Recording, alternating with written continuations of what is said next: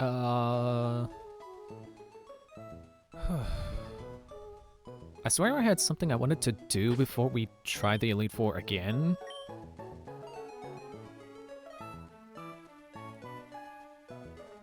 I mean... I feel like a little bit more grinding wouldn't be the worst thing. Just maybe... I don't want to say bring everyone up to level 50, but... I'm just thinking about how... in Ruby, I had 3 at level 49, and then 1 at level 55.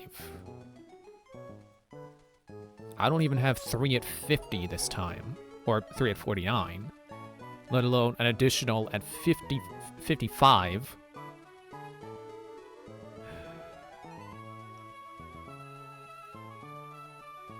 I think maybe I would like to spend some time grinding. Continuing to grind. And hopefully not have this be an entire second stream of grinding, because that would just be a repeat of how Sapphire went, and I don't want to do that. I still blame that on my team composition. You know, having 2-part grass.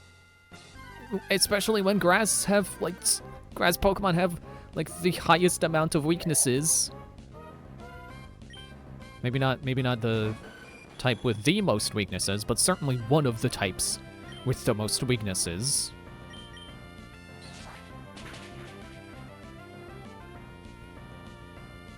Plus, you know, this gives time for anyone to show up if anyone wants to come watch, you know? Gives me time to warm up as I was gonna say as commentary.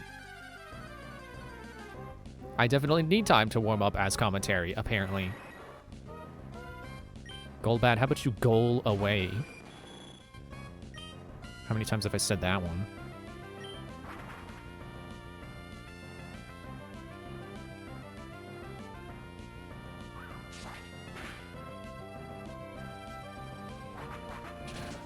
I remember last time there was something I was saying, or there was something I wanted to say related to something I was talking about, and I forgot what it was. I was like, oh, I'll remember later. Yeah, I never remembered later. I'm sure I might remember if I went back and watched that stream again, but I don't wanna. I watch my videos over to edit them, and that's it. I don't watch my stuff on purpose, you know, for no reason. Only for editing. Steel Wing better. Yeah, it's just faster. Fly really doesn't seem to be paying off on Stormwing. I don't know what's up.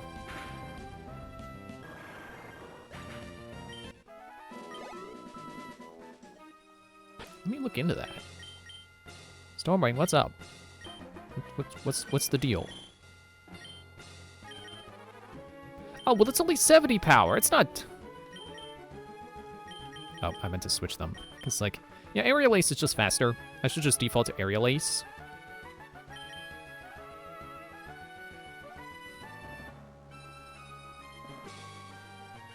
I would, I would think Fly would be more powerful considering it takes 2 turns to execute. You know, you figure you get 2 turns worth of damage from it, but apparently not. I don't suppose there are any better Fly TMs, or Flying type TMs I could get them. Of course, I go to the move later to delete Fly, and then how am I getting back? I am not making that trek on foot again. So really, I guess I'm just stuck with Fly.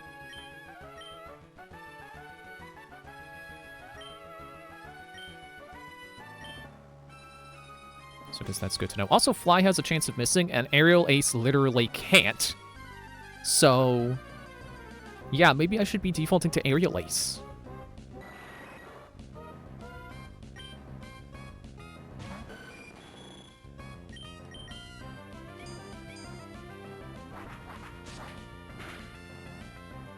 I also remember, I don't know if it was last stream necessarily, or maybe it was Wednesday's stream. I remember there was like a moment where I'm like, ooh, that would be that would make a good name for a Pokemon. I should write that down. I didn't. At least I don't remember if I did. So, guess if I didn't, it's gone. Can I please stop getting Golbats? They're not worth all that much experience.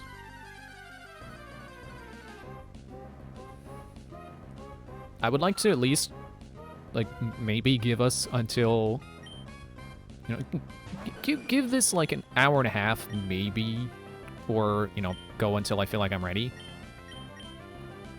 And, I would like to not spend the entirety of that time trying to level up Stormwing. Okay, bye!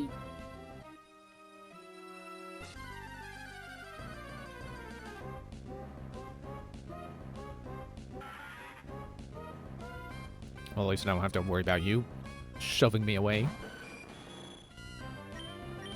Which is funny, because, I don't know, you would think Loudred would have Roar.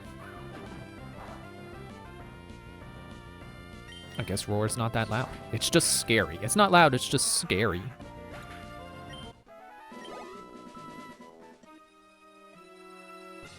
Is there an ability that makes you immune to Roar? There probably is. I wonder, does it override something like Arena Trap or whatever? Where you can, you know, if it's a wild Pokemon, you couldn't run from the battle? Dude.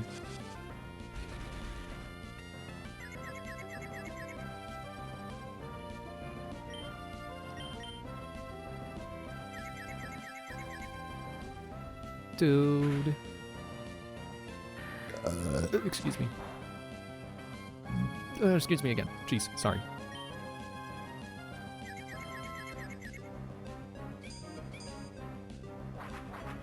They should have changed the little birds that show up when you're confused. They should change them to little Psyducks.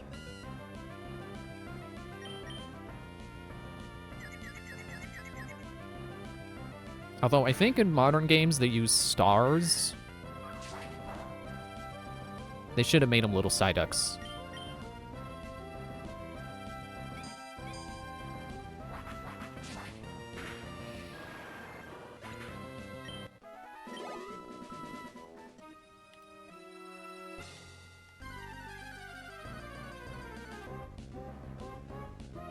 I like how we only got one beat out of the music. It just does the build up, it just dun, and that's all it gets. Thanks. Thank you for that. Thanks.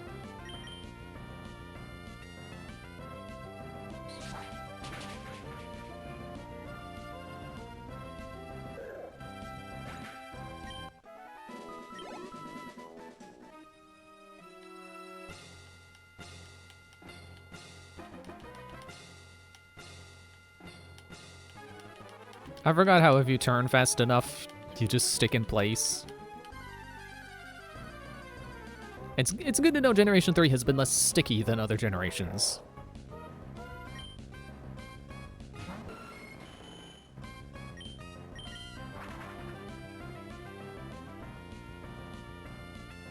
Ah, you missed.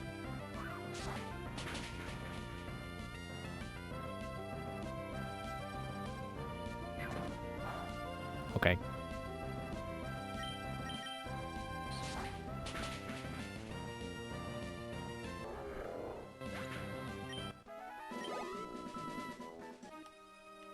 Almost up to level 49. I was just about to say, maybe it won't take an hour to get Stormwing up to level 50, and then Golbat appeared, and maybe it will. I don't know.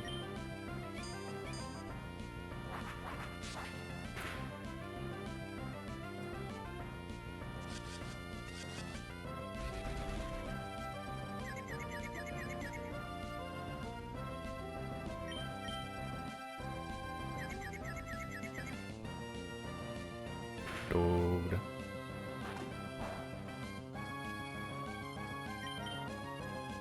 Good. I still can't tell if he's supposed to be closing his eye. Or is that just an illusion because of, you know, turning him gray because it's Steel Wing? Or Iron Wing, whatever it's called.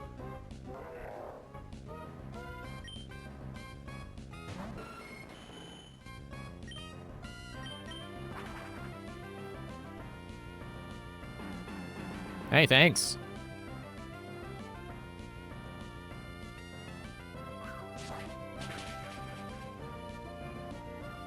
Oh, and a critical. Okay, well. Probably could have got you with one shot if you didn't belly drum. Just makes me feel like it was a waste of critical, that's all. Or...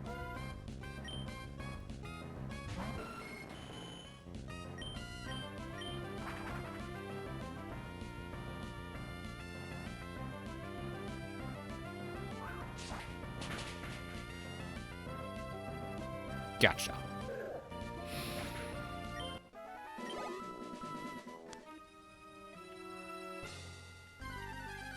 So I've been playing a lot of Aegis lately, because I've been feeling kind of... I mean, I guess just like I'm getting better at it, because I guess I am. I feel like I've had a pretty good win streak against the bosses so far. I don't know if I've ever... I don't know what the last I said my progress was on, like, trying to beat all the bosses. Well, I can tell you I have beaten Arozel Sol again. At least a couple of times. I still don't agree that it's the easiest boss. But it's not terrible as long as its ultimates don't trigger. Because the one where it does its obliteration cannon 5 times, that is just basically guaranteed to at least destroy one of your robots. It's just awful. There's nothing you can do about it. And then apparently his other ultimate where it makes... Forget if it's specifically just walls disappear or all the terrain, you know, any kind of special terrain just becomes... Great, don't do that. It basically just makes the entire battlefield just flat terrain. Thanks. Thank you. But yeah, when that happens, it's permanent. So from that point on, anytime it does its infinite range shockwave attack, yeah, you can't hide. You're taking all that damage, which also kind of sucks. Which is, you know, exactly why I feel like it's not the easiest boss. It's not super hard if you get lucky with the cards, but I still think XL Gan... Thanks. I'm gonna go heal. In my opinion, at least of all the ones I fought, XL Gan is the easiest because... And I think this is by design. So the way the bosses work, I'll just reiterate just in case you don't know or don't remember. Since it's a board game, the AI is driven by cards. You know, you shuffle the deck, you draw however many cards, depending on your difficulty. Which I don't know if I've ever updated, because I remember saying, like, wait, is easy mode 1 card? No, it's 2. Because 1 card would be extremely easy. Which technically, there's nothing stopping me, you know, power of board games. There's absolutely nothing stopping me from drawing 1 card and playing like that. You know, my own quote-unquote modded version of the game, where I just simply draw 1 card and no one can stop me. Extremely easy mode. But yeah, 2 cards. That's easy mode. So I've been playing on easy mode the whole time. So I really can't brag when I'm like, I beat XL Gan in 2 turns once. Or 2 rounds. So yeah, well that was with him getting 2 cards. So we only got to act twice in those turns.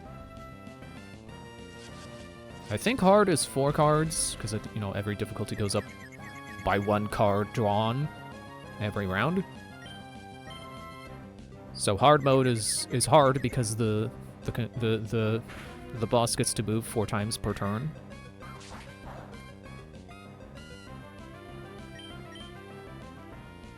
But I kind of lost my train of thought. So, right. So, I think XL Gan is the easiest because the way it works is you draw a card and it'll be like, okay, it's A, it's G, and then you do whatever parts, whatever abilities on the boss's card correspond to those letters. XL Gan only has A, E, and G moves. And then, ultimates and stuff, but those aside. And there are 5 letter cards. So if you draw an I or an S, it just does nothing. It just sits there and does nothing. And I think that's how I was able to, at least a couple of times, beat it in 2 rounds. It's because if you get lucky and you draw an S or an I in those first couple of rounds, you just get basically free damage on the boss.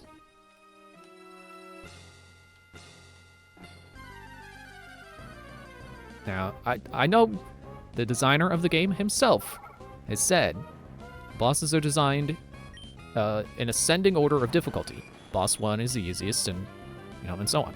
Boss 8 should supposedly be the hardest. I still think, or boss 1 is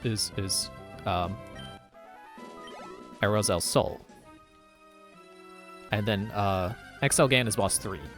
Yeah, I would swap those. I think XL Gan is the easiest. He can be tough. I had a tough run of him earlier, but I don't know why I'm using Fly. It's only 10 extra damage. Or 10 extra power, whatever. But, Arozel Sol does not have turns where he does absolutely nothing. That is not possible. He's got something that corresponds to every card. And I think, I haven't looked at the other bosses, but I think that's specifically because Arozel Sol is a level 5 boss, which means it takes, it has every class of robot combined into it. So basically it's got the 5 classes. And those cards, each letter is supposed to correspond to a class. Oh, I should have used Flying. Because the other thing the cards do is it drives the AI of the minions as well. You almost knocked yourself out, buddy. Allow me to do it for you.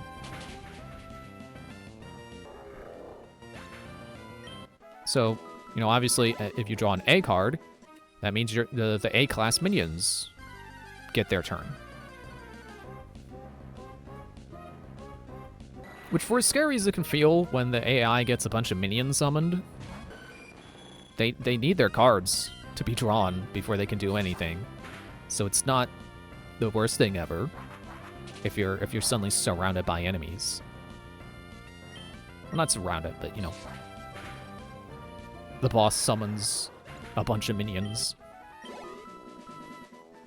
Sometimes they just don't get a chance to do anything. I also forgot that the rules specifically say minions attack first, and if there's nothing in range, they move and end their turn. Sorry, I had a burp there. So if you're not in range of the minions, they end their turn moving up to you. So even if they move up to you and get in range, they stop. At least I'm pretty sure that's what the rulebook says.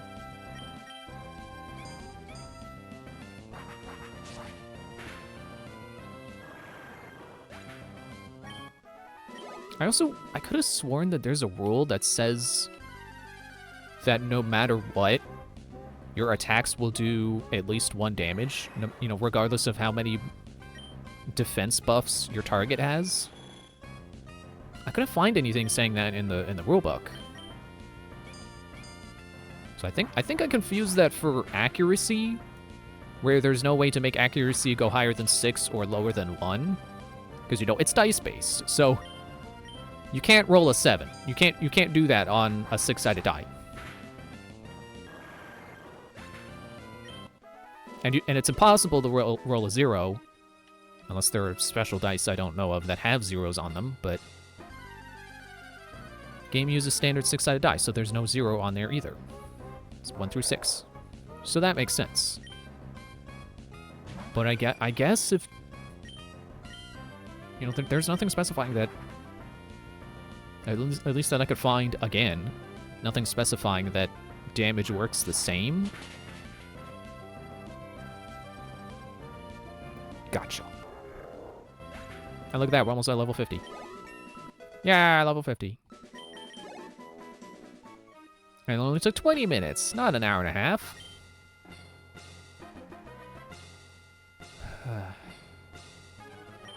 Guess I should do Dreamcatcher next. Because I think Maru will be fine, honestly. I mean, I don't know how much Electric is going to help once we get further into the Drake fight or to Steven. I think Steven's got some weak to Electric. But yeah, let's work on Dreamcatcher first. And then if there's time, we'll do Maru. And honestly, at this point, I think I said last time, at this point I think Gellin is just... He's done all he can do. I don't know that Poison's going to be any helpful for the rest of the game.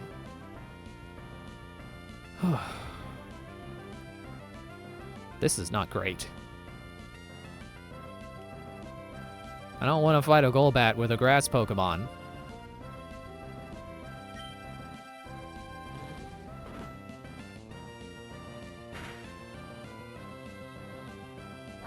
Yep.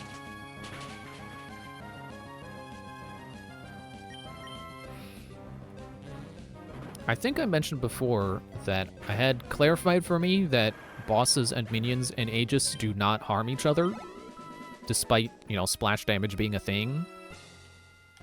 And I realized why that is. It's because there's nothing in the AI that says that they will avoid, you know, positioning that would lead to splash damage. So, basically they just have the rule being like, yeah, it just doesn't happen. Because, you know, if it was a player driving these robots, you know, commanding the pieces, they would avoid splash damage if they're paying attention. Well, the AI doesn't have the consciousness. It's not actual AI, it's just cards. We'll finish it with Cut and save some PP. So that rule is basically there to just be like, pretend that the AI got in position correctly to where it would not splash damage itself.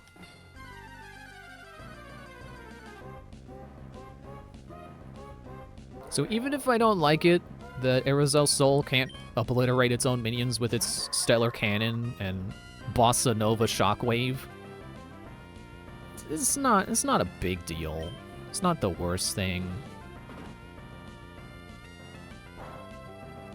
Right, I got that backwards. Okay, bye!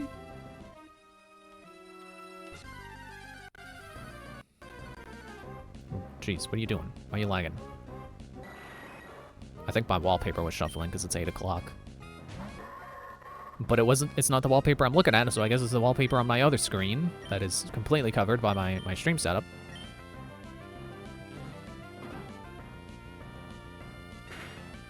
But anyway, yeah, I don't remember what bosses I said before I've beaten.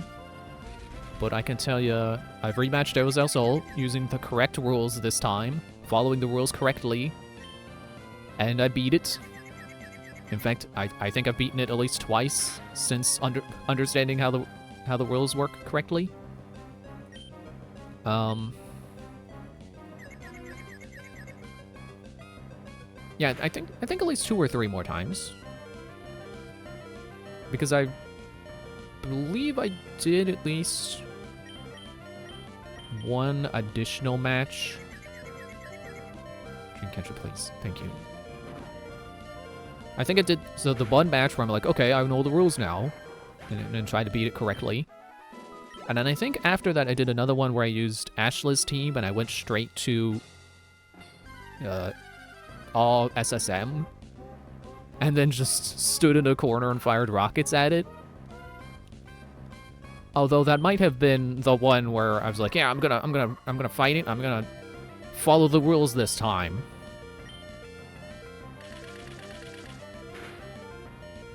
Okay, I wasn't sure how much damage that would do. And then there was at least one more where I was like, I'm going to use Indrix's units because Ika Shaw is really powerful. Although that's another one where I was misunderstanding how it works. You know what? I should probably... because for some reason, my knee-jerk reaction to seeing that one of its attacks applies 3 stacks of Blaze... For some reason, I assumed that that meant every hit applied 3 stacks of Blaze.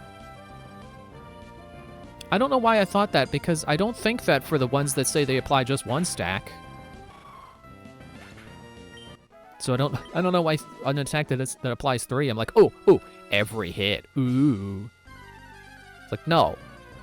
Because no other ability works like that, so why did I assume Blaze is like that? And also, if it did work like that, that'd be insanely powerful, because the attack that Ika Shaw has that applies 3 stacks of Blaze... Why am I still fighting? I need to go back and revive Dreamcatcher. I'm too distracted. Come on, stop confusing me. So the attack that Ika Shaw has that applies 3 stacks of Blaze is an attack where you can choose as much energy as you want to pump into it to roll that many dice. So for example, if you want to throw all 10 of your energy into it, you can do that. Normally attacks are like 2 or 3, maybe 4. You can just go for 10. And you roll 10 dice. And for every dice that lands on, I think it's like 4 or above, maybe 5, you do 2 damage. Or maybe it's just 1. But you do 1 damage, and then the Blaze. Well, there I go again. There I go phrasing it like you apply Blaze for every hit. But my point remains, if it were Blaze on every hit, you know, you roll 10 dice, however many of those succeed would be 3 stacks of Blaze. And that would be insane. Especially because the cool thing about Ika Shaw is that it has a move that lets you move units, which triggers the Blaze to do the damage. Oops, that's the wrong... Okay, whatever. So what you could do is throw almost all of your energy into the one attack to get the Blaze, and then you can do the move attack. Dude. You do the move attack, which doesn't do any damage on its own, but you move the unit, which triggers the Blaze. Now imagine that every hit you land applies Blaze, or applies 3 stacks of Blaze. So let's say I put 10 energy into it. Excuse me, and then even half of those, even a third of those, even let's say only 3 land. You know, I waste 7 energy, but 3 land. That's 9 stacks of Blaze. Every stack of Blaze is 1 damage if that target moves. 9 damage would, like, basically instantly kill almost anything. Like, I think the playable version of Aerozel Sol has 8 health. Yeah. 9? 9 Blaze? That'd be broken. I'm not even sure Ika Shaw is a level 5 robot. I think it's level 4, which is not... I mean, obviously, if there's 5, 4 is not the highest. 5 is the highest. And Ika Shaw isn't even the highest, I think. Because I think the highest would be Ika Sar.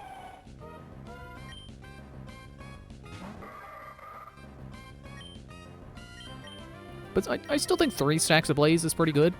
Because again, you throw all your energy into that attack, or almost all of your energy. You save 1 for the moving attack. So you can...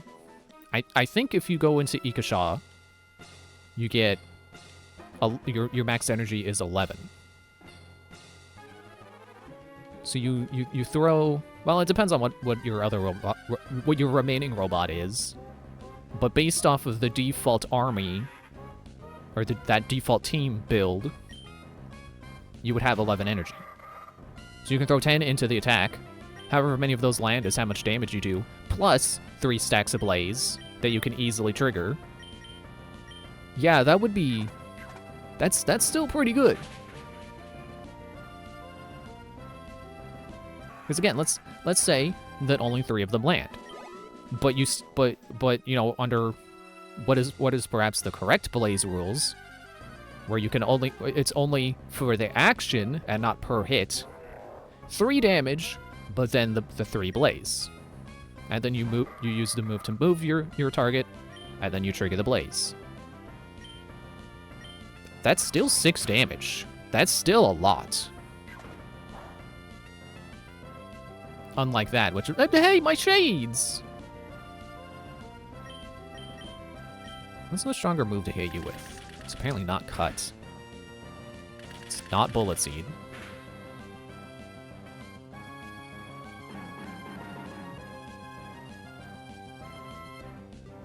Yeah, moves in Aegis where you can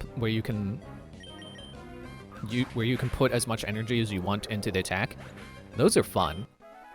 There was a fight I did against XL Gan where I used Get. I want to say Get SSM, but I think I didn't even... I might not have even gone that high. So maybe it was like level 2 Get. I think it was Get SSM. I think that's the one that has the... Anyway, semantics.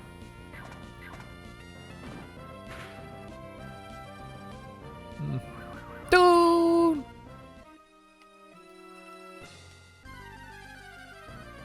But yeah, one of the versions of Get, one of the levels, which is the one I'm missing pieces to, but you know, I can just look at the cards in a PDF. It's not the end of the world. I just have to keep track of the energy, you know, keep track of how much damage it's taken, basically, or if it gets any buffs. You know, gotta figure out a way I can keep track of that without having the physical card there, which is really... What I ended up doing was I just grabbed one of the extra stands and had that represent that unit. So if that unit took damage, I put the damage next to the... Thank you for letting me know you did not find any threats since my last summary, Windows Defender. What was I saying? Yeah, I used the stand, so anytime that unit took damage, I just put the damage counters next to that stand, and it's like, okay, that's Get. Get has taken that much damage.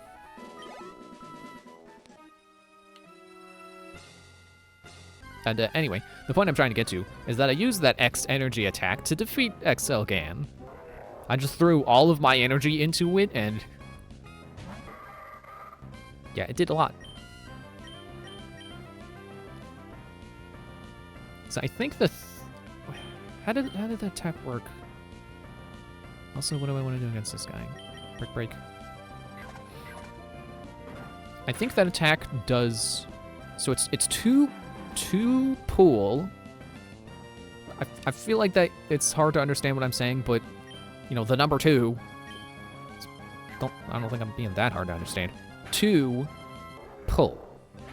So for every successful die, it moves that unit 2 spaces towards you.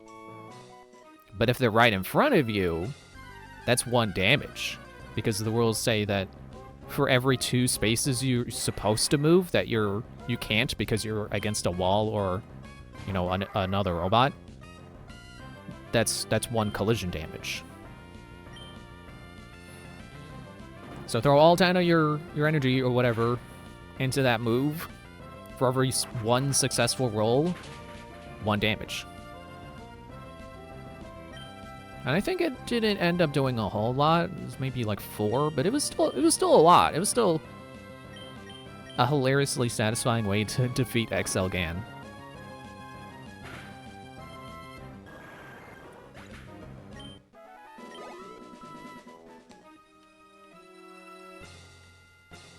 So anyway, so I've beaten Erza Soul multiple times now, using the correct rolls. Beaten XL Gan a lot. He's my go-to punching bag now, because he just kind of is... Again, not the easiest, especially if things go in his favor. But if things go in your favor, he's a pushover. What does smelling salts do? Is that supposed to wake me up? Excuse me. No! I've beaten Arc Infinity, which really wasn't that bad. I think I mentioned that, like, it's resurrection rule. It's like, oh, okay. You defeated 3 times. Somehow, I thought it was supposed to be like 5. I don't know how I misread that. It's really not that bad. I mean, sure, it sucks that every time you defeat it, it gets more accuracy, because that makes its attacks way easier to land on you. And that's really bad when that happens. But it's only like 6 health, and then you destroy it 3 times, so it's basically 18 health. It's basically the same as Erza Soul. It just gets more powerful for every third of its health you deal. And I beat it on the first try, so it's really not the worst thing ever. Or maybe Ashley's team is just too powerful, because that's the team I keep using, because I really like all SSM.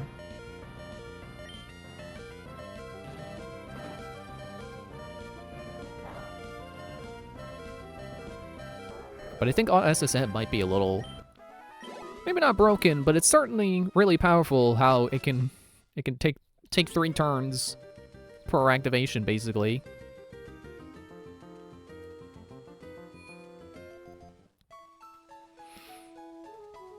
And I did beat Esogaf. I know I said at some point, like, oh, I want to fight Esogaf next. Well, I don't think I ended up doing it next, but I did fight it eventually. And yeah. Oh yeah, I think I did mention that because I was like, oh, but it's boss 8, and I was told that's the, you know, it goes up, as you go up in the numbers, it's harder. So boss 8 should be the hardest. So yeah, I'm not gonna sit here and be like, oh, I'm so good at Aegis, I beat the hardest boss. So yeah, I beat it on easy. But I did beat it, and that makes me happy. And, man, I beat more of the bosses than I realized, because I also beat Ikasar. So that's like... Hang on. Erza Soul, Arc Infinity, XL Gan, Ikasar, Esogaf. That's 5 of the 8 bosses. Oh wait, you resist Dark. Why do I keep doing that? I don't know why I thought last time it did a lot more damage than that. I was probably using Brick Break. That's probably what I was thinking of.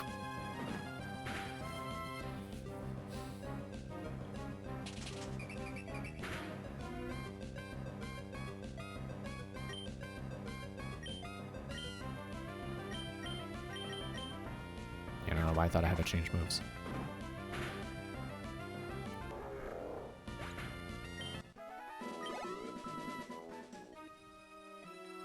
Now, fighting Ikasar was a little tricky because it has its ability is that every time it takes damage, it summons a drone.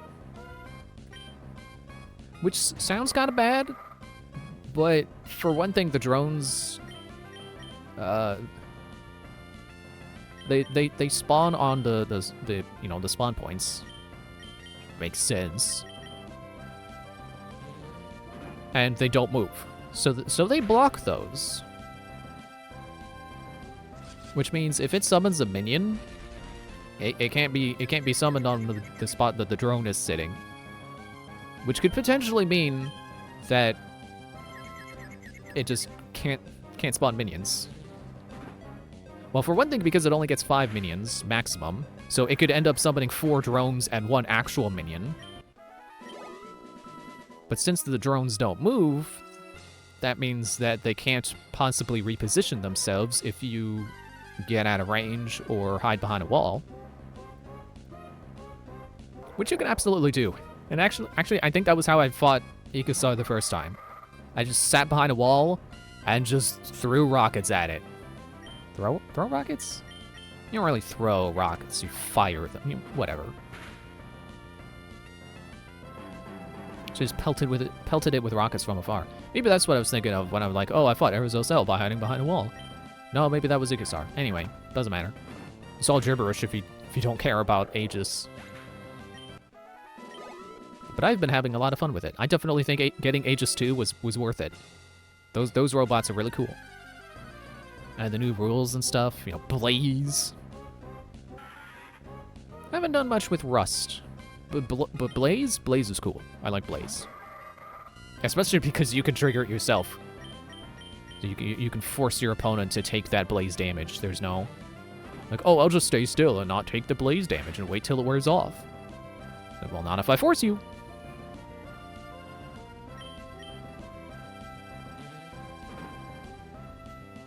And Ikasar was another boss that I kind of made myself think it's harder than it is before I actually fought it. Because it's... I think its ultimate says that it damages all robots not standing on star points. Which is... it sounds scary. And I think it is 4 damage. Which is a lot.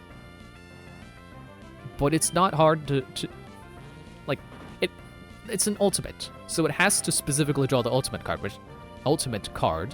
which there were only 2 of. You know, contrast that against Aerozel Soul, who has the Stellar Cannon or whatever, that can do up to 5 damage to any target, and has like a splash damage radius of 3 or something. So they can kill one guy, and the guy standing next to that guy. On, you know, with 1 turn. And there are multiple cards that can trigger that. Never mind the ultimate card that triggers that 5 times. But no, Ikasar only has 2 opportunities to use the damage all bots not standing on a star point. And you get time to prepare, kind of. I mean, it could end up not being the first card of that round. So there is the potential to see it coming. I don't know, did I use Feint Attack last time? I'm really not paying attention. But yeah, it only 2 times. You can only use that 2 times. And then it has another ability, which is not an ultimate. It's one of its regular moves, where it can make itself, you know, it says submerge, so it's unable to be targeted for however long. Reading that ability again, I noticed, I think it says specifically, can't be targeted until next activation. Which, you know, that's kind of, what do you call it, jargon. But specifically that means you can't hit it until the next time it gets a turn. I guess that could be bad if that happened at, like, the end of your turn, you know, basically the end of the round, as the boss's last move for that round. Thanks.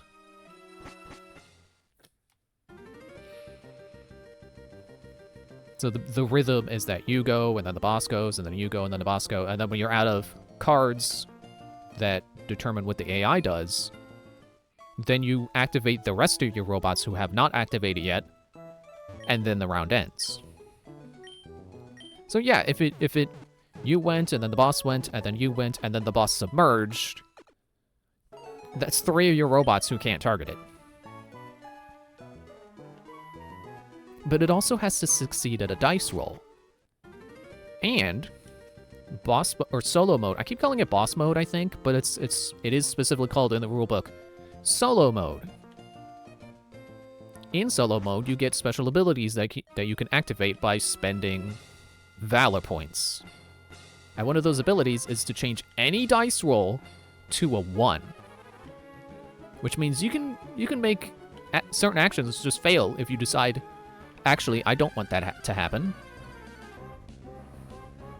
So even if Ikasar successfully rolls for submerging, if you decide that actually it's a really bad time for it to submerge, spend a valor point. He doesn't get to submerge.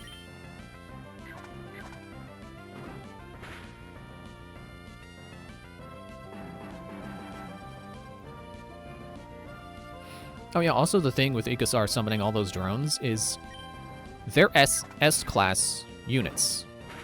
So he has to draw specifically S cards for them to be able to attack, which there are only 2 of in the deck. Actually, I think I might have heard that you can combine, like if you have multiple AI card decks, you can combine them to get more turns. I might be making that up, but I feel like I read that somewhere. Or maybe Breeze himself said that.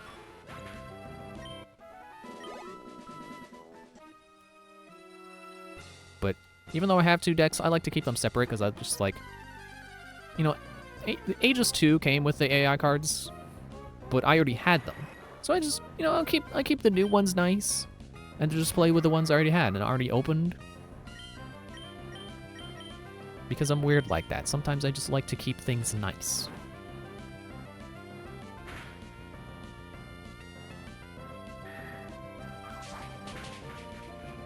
Ow.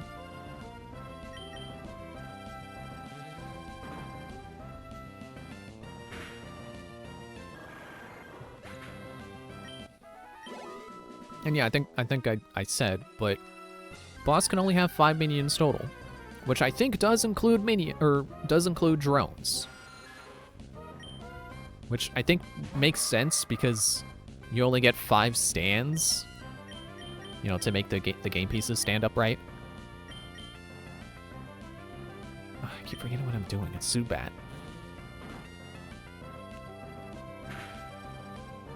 So it would make sense that, you know, you get. What I like to do is I like to have the boss on a black standee, and then I just realized I said stand earlier, and I'm saying standee. Whatever, the stand, the thing to make it stand up. I use a black one for the boss, and then depending on the boss, I change colors based on it. So like if I'm fighting XL Gan, I do blue, because that's the unit that comes from the blue army.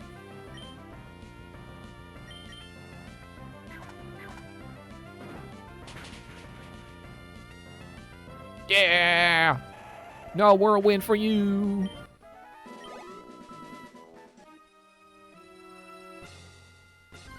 So yeah, it would make perfect sense to me if you could only summon 5 minions. Because you only get 5 stands. Per color. Whoa! 2 spam messages? Slow down there, buddy!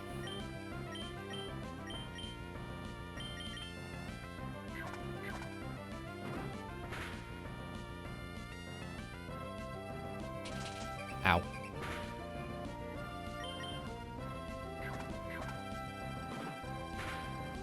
But yeah, so it's funny, that Ikasar, like, it sounds bad that it summons a drone every time you hit it, but I think the rules specify you can only have 4 drones maximum. But, you know, you get 4 drones and then 1 basic minion.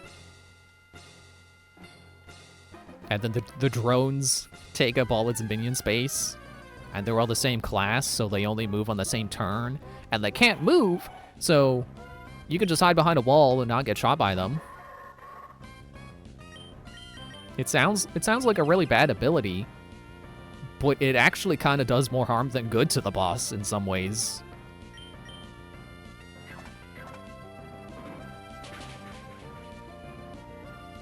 I think I forgot to finish my train of thought when I was saying the tricky thing about fighting it is that it summons drones. It's not because the drones are tricky. It's I kept forgetting that, oh yeah, it every time it takes damage, it summons a drone.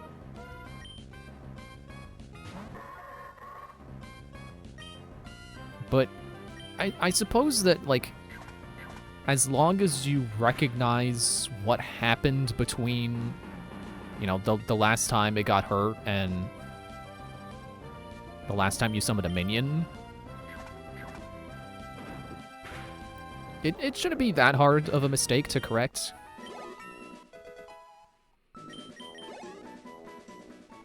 It does get a little tricky if you realize, oh, hey, wait, actually, it shouldn't have summoned that minion earlier because it ran out of minion space because it was supposed to have summoned this many drones. Like, that could be a little tricky, but, like, if... I don't know why I'm laughing, there's nothing funny about that.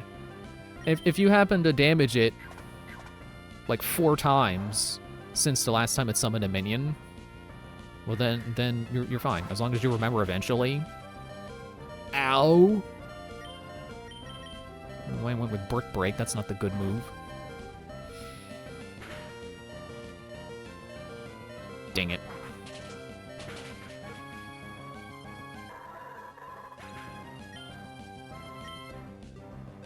Alright, you know what?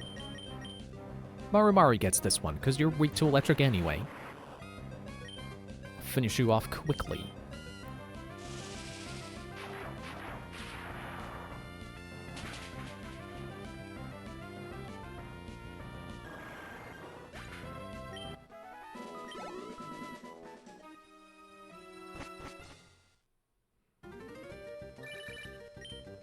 Oh, May, hi there. This is Catherine. How are your Pokemon doing? My Pokemon keep getting better. I'd like to show you, May. I'm around one item if you're close by. I'll see you soon. Stop calling me.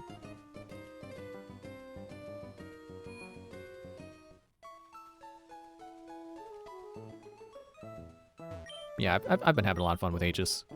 Been playing a lot of rounds with it.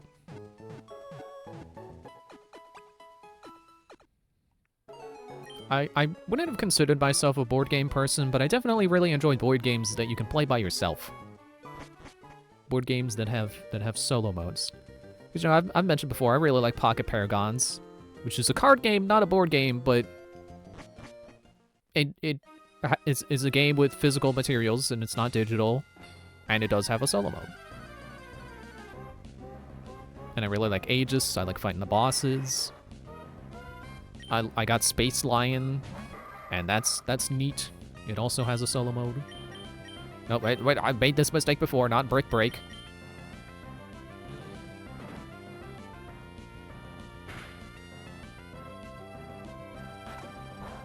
So I wouldn't have considered myself a board game person, but apparently there are ones I can really like.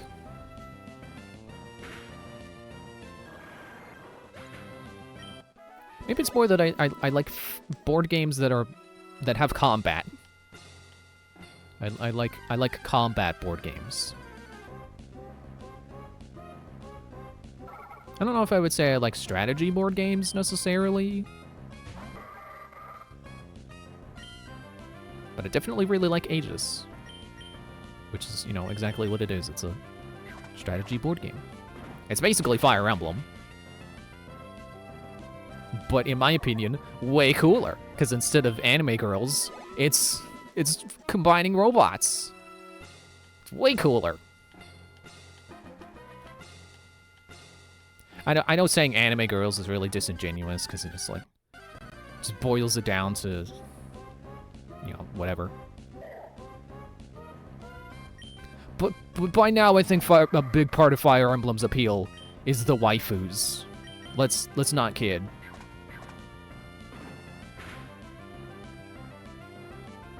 Aw, man. Aw, man!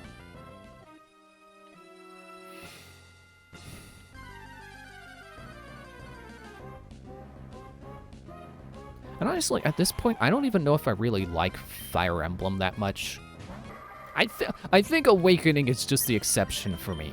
I really liked Awakening, and I didn't really care for Fates. I thought Fates was kind of dumb. And I just don't have any interest in getting around to 3 houses. And I definitely don't care about... What was the one that came after that? I keep forgetting what it's called. Engage. So you get it? Because it's about rings.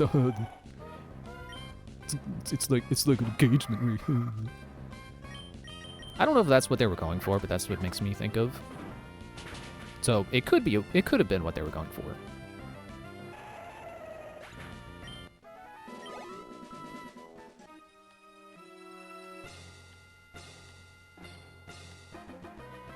But I don't know, something about the newest ones. I feel like it requires you to be completely engaged by all the characters, no pun intended.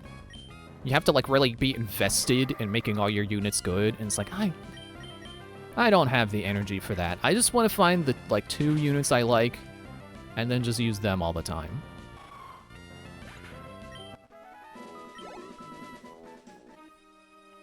And I just have to accept that Fire Emblem will never have another Donald.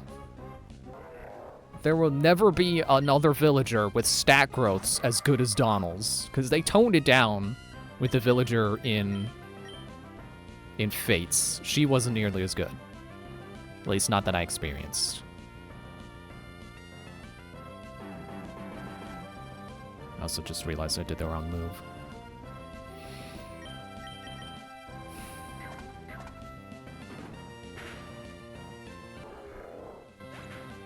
But yeah, I know that, like, a big part, maybe not necessarily, let's say 50% of 3 Houses is, like, the free time stuff, the non-battle, running around the school stuff. I don't care. I just want to battle. I don't want to go around and have tea with all the students and do all their side quests. I just want to battle. I just want to stab dudes. I just want my cool knights and Pegasus riders, and I just want them to go blow people up. That's why Aegis is great. I don't have to sit around talking to my robots. I can just send them into battle and blow guys up. Although that said, I do like the bits of lore we get in like the manual and stuff, and all the like the flavor text for the characters. I did not mean to do that move. If Aegis had a way I could engage with this world other than just playing the board game, I would absolutely engage with it.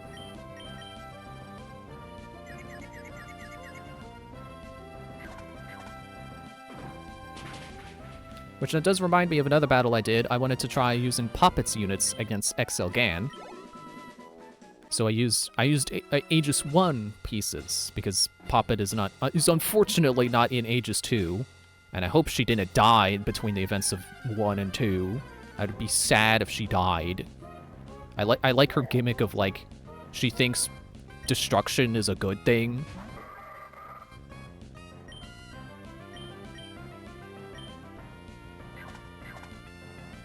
But, yeah, I think I'm just bad with Poppet's units, because it was definitely harder to fight Exelgan using her dudes.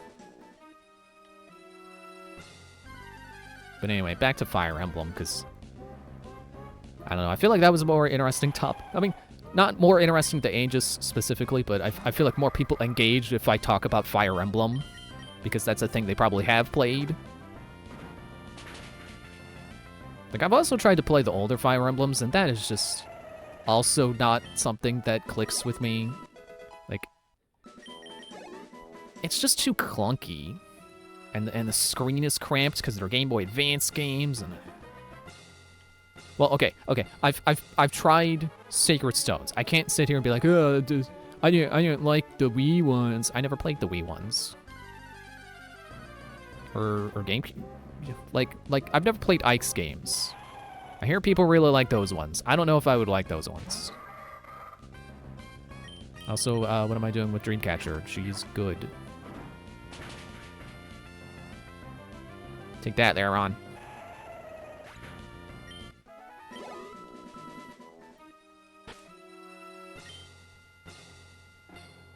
Yeah, I guess we're good to move on then. Break time is definitely going to interrupt our Elite Four fight, but I guess that's okay. Although, you know, honestly, I do kind of want to keep grinding with Swiftblade, get him to be as powerful as he can be, because I am probably going to rely on him for Steven. Which is good. Good. Doing more grinding, I think, seem, you know, feels like a good idea.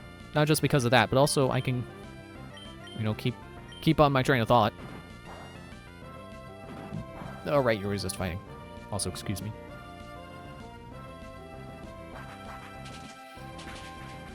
Ow! I don't know why I keep thinking that Swiftblade is part flying.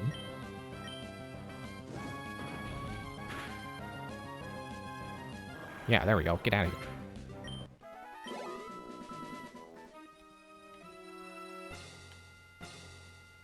I also keep forgetting that there's a new Fire Emblem coming out.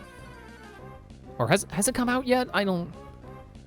I think I would know if it came out. I think my brother would be talking about it if it came out. Though I don't remember if he was talking about Engage when that came out. I'm sure he would have. But either way. I didn't even realize that that game had gotten a title since the last time I heard about it. Because last time I heard about it, I was like, oh, it has a subtitle now?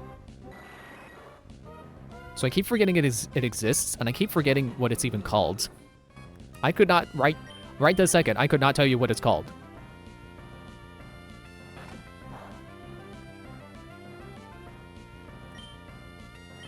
And I don't mean that as like a kind of gotcha moment, like, huh, take that, Fire Emblem, you suck. I can't remember what you called. Like, no, it's just, that's how little it means to me, apparently, that I can't even remember what the new one's called. I can't even remember that there is gonna be a new one. I can tell you there's gonna be a new Xenoblade, and it's called Xenoblade Genesis. Even if I didn't think that trailer looked particularly good, I do like Xenoblade, so I can tell you that there's a new one coming out. I don't know if we got a release window, probably next year.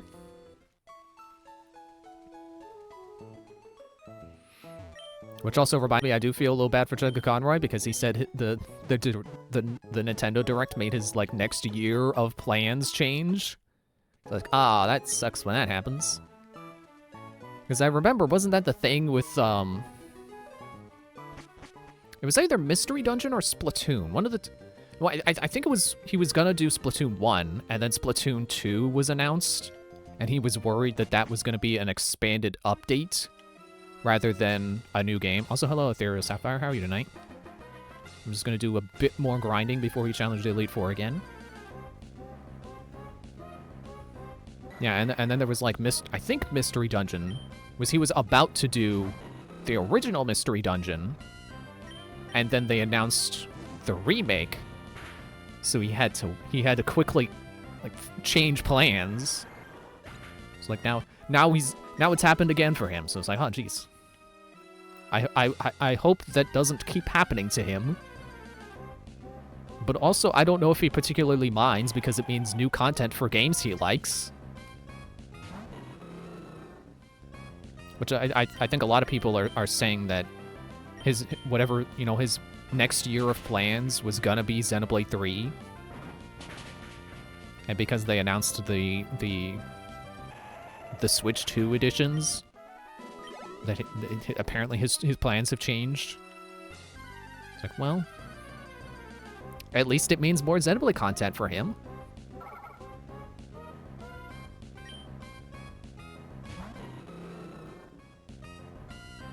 I think he does do a lot of, like, simultaneous planning, so he probably has...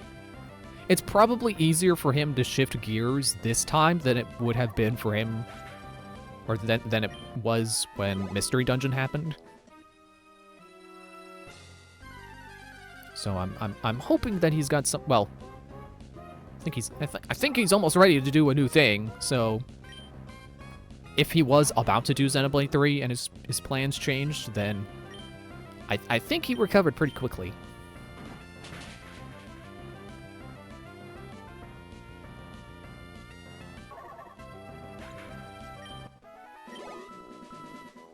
Hopefully whatever Xenoblade 3 content, you know, if he was about to do Xenoblade 3, hopefully whatever the Switch 2 edition adds doesn't make his doesn't make him have to prepare much longer. I'm sure he'll probably have to at least play through the game again and try to find all the new changes, new additions. But hopefully it won't mean a whole lot more planning for him. Hopefully it means Xenoblade 3 won't be delayed that long after that update comes out, which I think is December.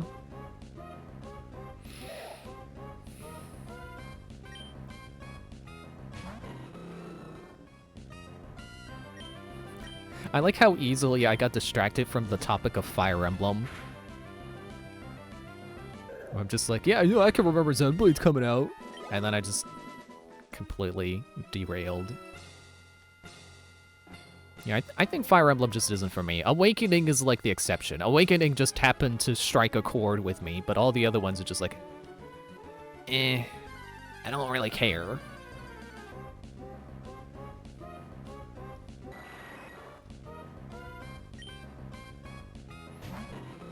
I do remember, like, it's been a while since I've played Awakening, but I remember I really like the story because it's not just completely one-sided, of like, you're the good guys, and then this army is the bad guys. Like, maybe originally they set it up like that, but I definitely remember there being a point where they show the enemy as, not being completely evil, especially the regular soldiers on the enemy side.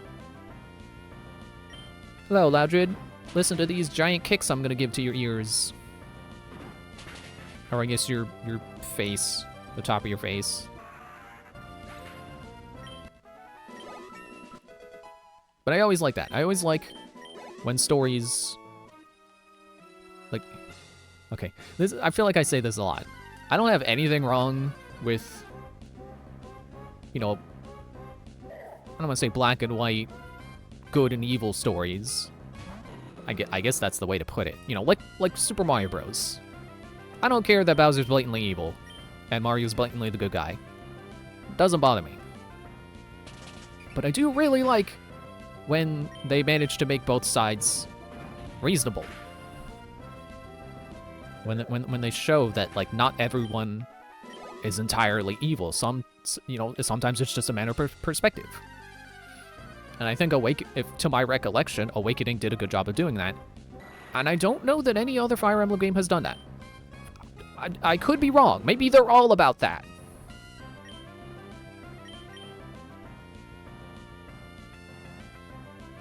I do remember the thing about Fates was that you pick a side. And then when you pick your side, they make the other side the bad guys. Which you could argue is kind of doing the same thing, but I don't know. It just wasn't as good. It just wasn't as, I don't know, believable or something.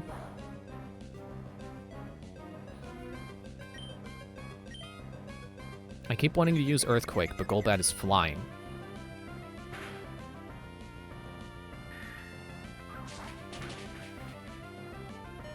So I think there was something about, like, okay, so you got Hoshido, which is presented as, like, the good guys. And then you got Nor, which they're the scary, gothic, they wear all black and they got kind of, I was going to say spiky armor, but, they got design elements, like they're the bad guys. And then the story's like, they kidnapped you when you were a baby and your original family's Hoshido. But, and I know if you pick whichever game it was that has you play with the Nor family, like, obviously, yeah, they're gonna be presented as allies, and then they're gonna paint Hoshido as the bad guys. I just don't think it was done as interesting in Fates. Because, I don't know, I guess it kind of is just you gotta pick a side, and then it doesn't matter which side you pick, because neither of them are the actual evil. I don't know, it just feels clumsier, I guess. And then it's presented like, oh, the king of Nor is the bad guy. But then you get to the end of the game, it's like, oh, actually, he's possessed by a demon.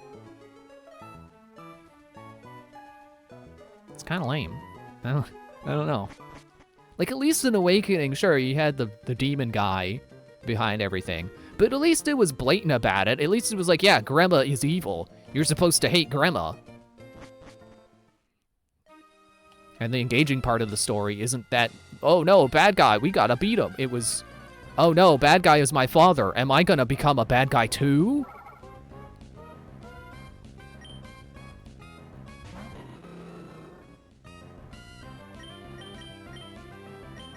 I keep forgetting where double kick is, dang. Probably because Dreamcatcher had it in the other corner. Had a brick break in the other corner.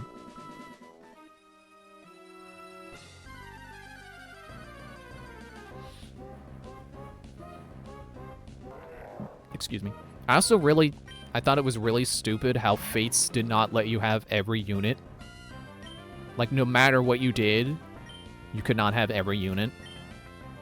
Because you would think that with the DLC that lets you decide to pick no side, you know, not go with either side, you would think that would mean, oh, you just slowly over the course of the game, you convince everyone to join you. But they don't let that happen. And I distinctly remember this. There was a really BS cutscene where one of the characters is just randomly killed off by some spirit thing. Oops, fighting was the wrong move. So just for no reason, they're just like, hey, let's just kill this unit off. And you can't do anything about it. And it's so stupid. And I think there might be like 1 or 2 other units you can't get in the DLC. But it's just, it's so stupid. Why would you make it? I mean, the cynical answer is, oh, well, so you have to buy the other version and play the other stories to get all the units. I don't think that's the answer. I think for whatever reason, they just decided you're not allowed to have all the units in any one path through the game. Which is really stupid because you paid money for the extra route. You should be allowed to have all the units in that. Like, it's one thing that they split Fates into 2 games. They did the, quote-unquote, they did a Pokemon. Which is not entirely truthful because it's not the same game with different units. It's genuinely 2 different sides of the story and 2 different games, basically, because if you pick Birthright, it's like an easier experience. I forget exactly the details how it's easier. Whereas Conquest is harder, and if I'm remembering right, there's like it's linear. So you don't get any opportunities for extra battles. So whatever units you're going through the game with, they're the ones who are getting all the experience. There's no way to level up people who are falling behind. You just have to deal with it.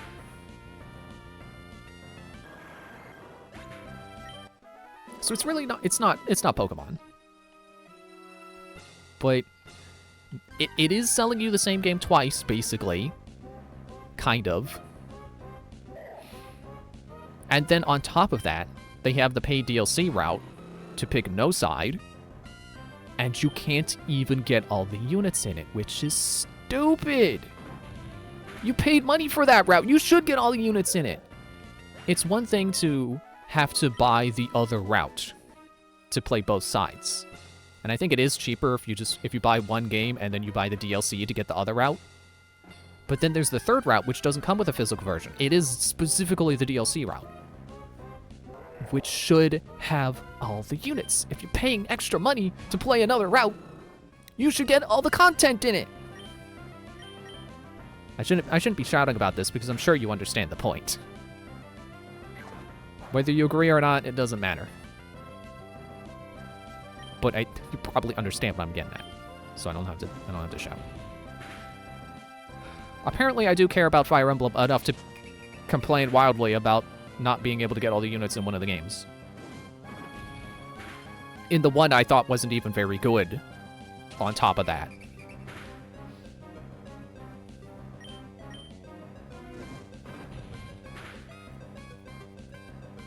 I also remember there being a part in Birthright specifically. Well, I only played Birthright. I never bothered with Conquest. I watched Tom Fox play Conquest and the DLC. I only ever did Birthright.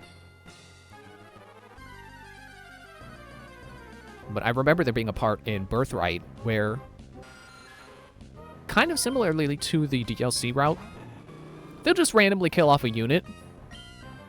That one you can actually save. Oh, I'm out of Blaze Kick. It's actually possible to save them, but it's such an arbitrary moment. Oh, if you don't have A rank affection with this unit, they'll die at this point in the game. It's like, why? What is the point to that? So, I mean, I guess, like, okay, if I don't have that high... I already forgot the word I used. Affinity, support, whatever term they use. Then I probably don't care about that unit, and it doesn't matter if they die. But for me, as a completionist and liking not letting all of my units perma-die, yeah, it's completely stupid and arbitrary. I forgot again. I need to go heal.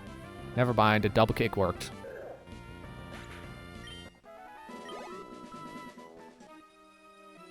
Oh no, not death.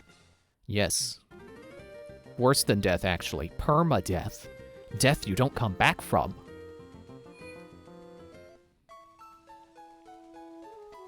As opposed to soft death, where you come back after the battle. Which was a big new thing for Awakening, was the ability to make it so that your units don't permanently die if they run out of health in battle. But no, Awakening, or Fates says, yeah, screw that. We're just gonna kill off your units randomly, and we don't care if you have that setting turned on or not. We're just gonna do it. Oh, also, you have to have a certain support rank with this guy, and we're not gonna tell you that. We're not gonna warn you. We're not gonna tell you that you could protect this guy, you know, that he might die later, and that you wanna try to be careful with him. We're just gonna randomly kill him.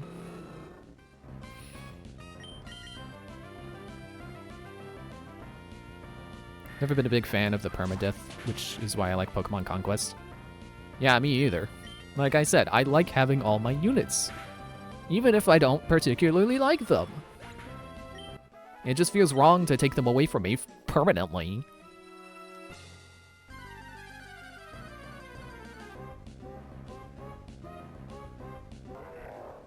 I mean, it was one thing where I didn't realize that there were 3 units in Awakening that you can recruit.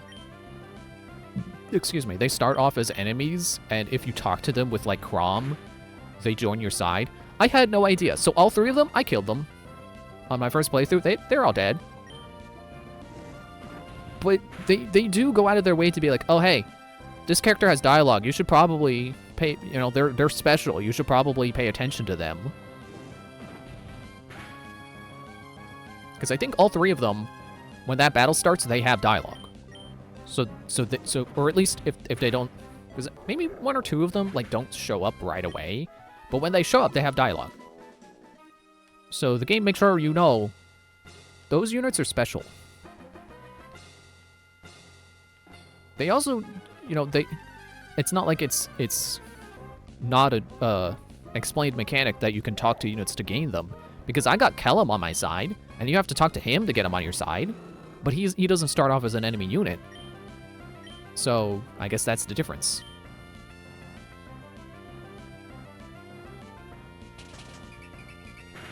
Which is funny, because, like, Callum's big thing is that people don't notice when he's there.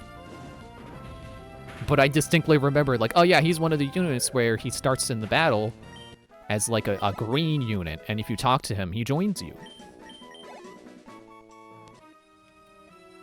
So he's not as invisible as he thinks he is.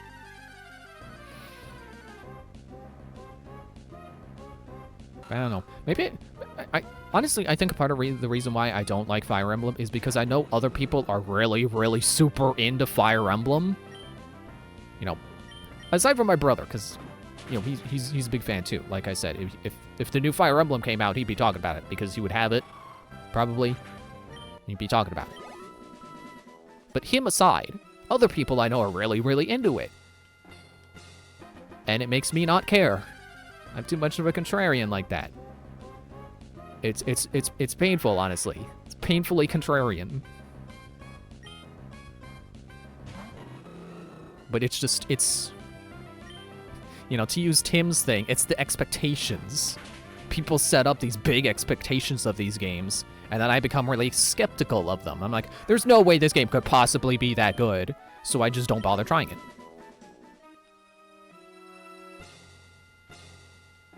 Which is, you know, a weird trait to have, but I can't help it. So you would think if people are raving about a game, you would think I would want to try it out more and see what the buzz is about. But instead, I'm just like, I don't care. That's that person's opinion of that game. That's not going to be my opinion, because my opinion is going to be different.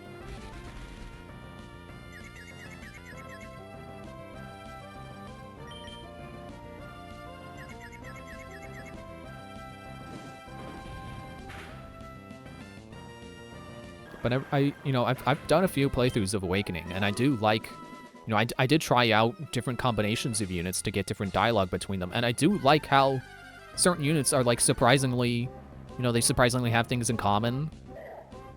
It's like, oh, okay, it was cool that I paired those units together. It's cool. They, you know, it's like, I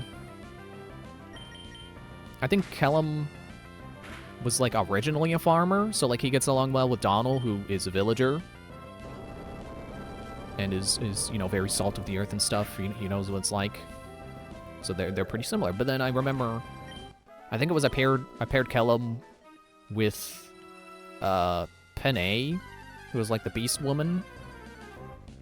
And then that's where you find out that, like, Kellum, well, I guess that's where I found out, I guess, that Kellum is like a farmer. And then, like, they get along well because Kellum is, like, I don't know, good with animals or something.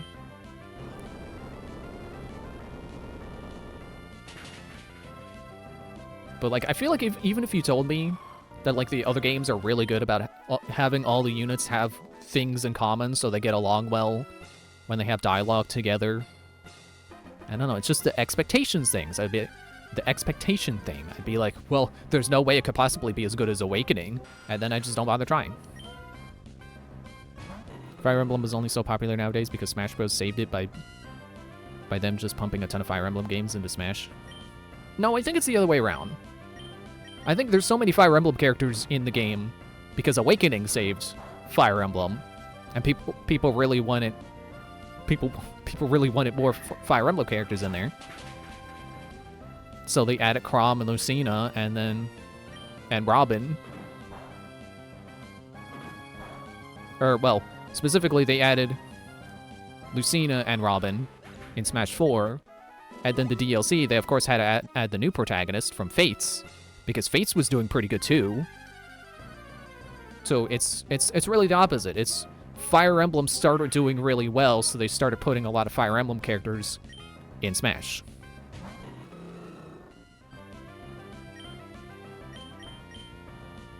I should go back and heal so I can get more Blaze Cake. But it's almost break time anyway, so I guess I should be done grinding. Alright, I'm going.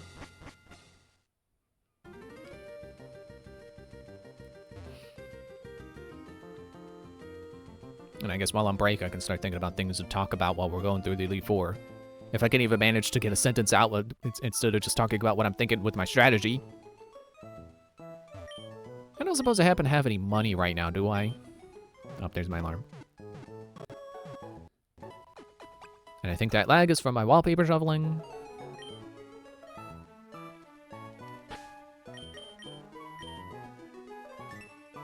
Nope, I'm broke. I like that twinkle that it made, though. I'm just thinking of, like, oh, I'm looking at my wallet. Ah, it's empty! Is that sound playing as I look into my empty wallet? Alright. I'm saving again just because it helps me feel better. Okay. Break time, and then when we come back, we're trying again. Attempt 3!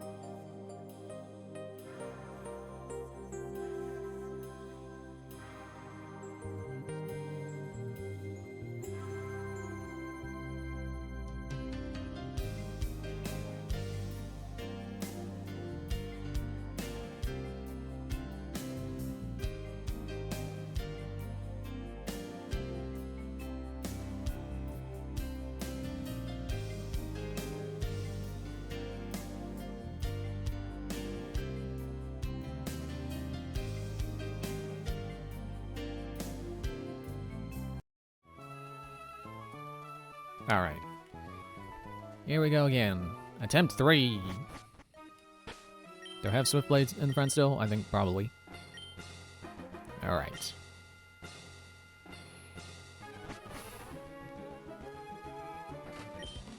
Well, I did think of something I would like to talk about.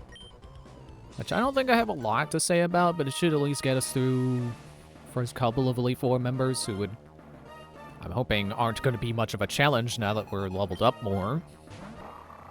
I've learned my lesson on you, Mighty Anna. I'm not going to stay and try and set up. You're just going to sand attack me. So how about I try and outspeed you and beat you with double kick before you do anything?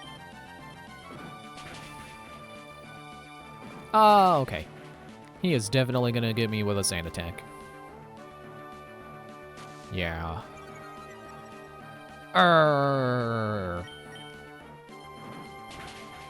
least you didn't heal.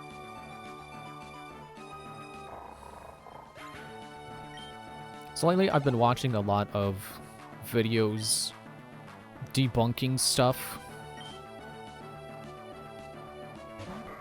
I don't know if I want to say the person, because I don't, I don't want to be like, this person sucks, because, like, that's not what I mean to say. And also, oh, critical hit, oh, good job. It also begs the question, well, if you think that, if you're not enjoying their videos, why do you keep watching them? I don't know. I don't have an answer for that. Because they're long videos, and, it's nice to have something long on in the background. Have a nice long video on in the background, so you don't have to keep changing videos. Especially right now, where I'm not currently watching through anything, like a Let's Play. Or like, I don't have like a TV show open that I've been going through all the episodes of and open up in a tab. Thank you for eating a berry, so you probably got out of potion healing range.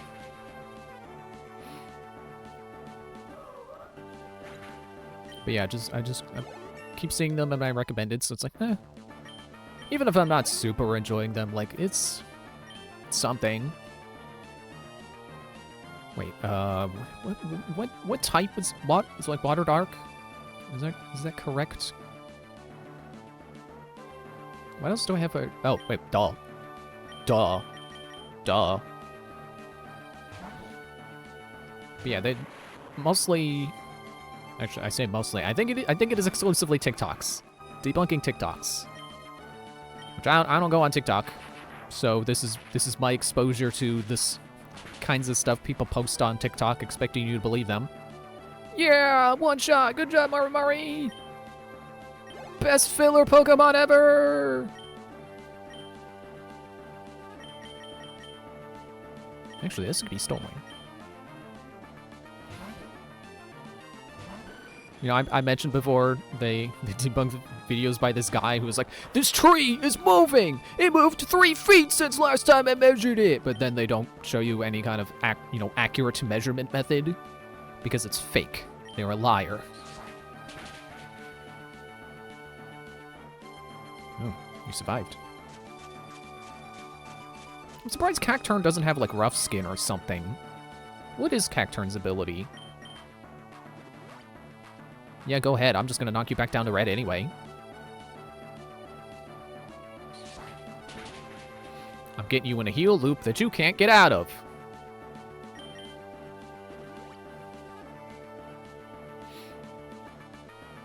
But yeah, it is a little annoying how much skepticism kind of just repeats the same things when anything potentially paranormal is shown.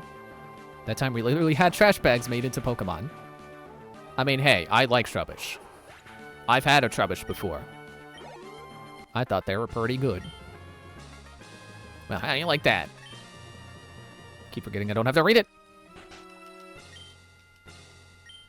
Yeah, I think it's annoying, which is why I keep saying like, oh, I'm not gonna keep watching these videos, and then I put another one on. So I'm part of the problem.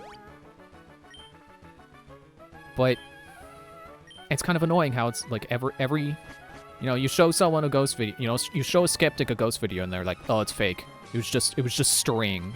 It was just someone in a costume. It was just edited. I forgot to change who my friend Pokemon is. Oops. Well, Oh, you're Ghost, right. Who do you start with? Shoot. But I don't know. Skepticism isn't fun if that's all you're gonna say. You show someone a Ghost video and they're just like, oh, it was fake. They just used string. It was just someone standing off camera. It's like, that is really boring. Like, I get, you know, skepticism is healthy. In moderation.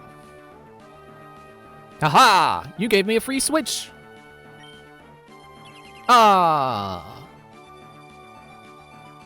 But like, yeah, it's good to not believe everything you see.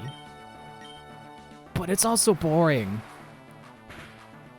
'Cause it could be like the most compelling ghost evidence ever. And then skeptics will just be like, oh, it's just a piece of string. It's like, what does it take to impress you then?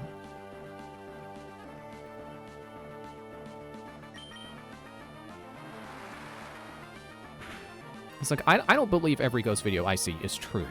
Because, yeah, it could be a piece of string. It could just be someone hiding off camera. But I also don't think that means that every possible video is for sure 100% someone with a piece of string. Stop watching those ghosts and paranormal stuff because it's so scary. Honestly, same. Honestly, I realize, oh hey, actually, as cool as I think these are and as fun as they are in the moment to be scared by them, I don't need more intrusive thoughts.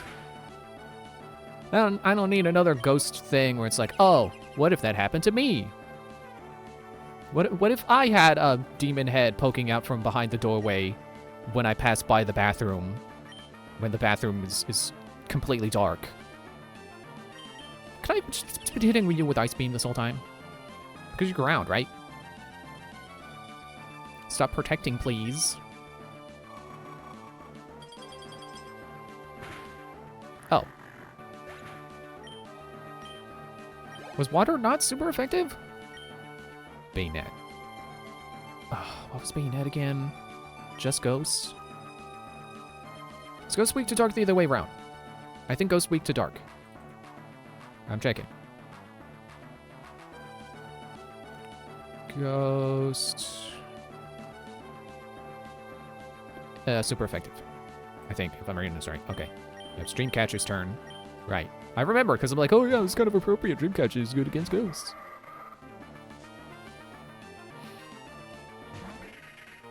But there was one video that was in the compilation of this skeptic debunking stuff. That was like, oh, that was just someone in a mask and they were standing on a ladder. That's, you know, that's how they got to stand at that angle in the video. To be the scary head poking out from behind the doorway. And like, yeah, that's the way you could fake it. But I don't buy that explanation. Because the angle that the head was at, you would not stand at that angle when standing on a ladder. That's not how ladders work. You would fall over. Because the person, or the head poking out from behind the door, was like 45 degrees to the ground. You know, they were like upside down, but then tilted like 45 degrees. So they were at a diagonal. You can't diagonal on a ladder. You would fall over. Because balance and leverage.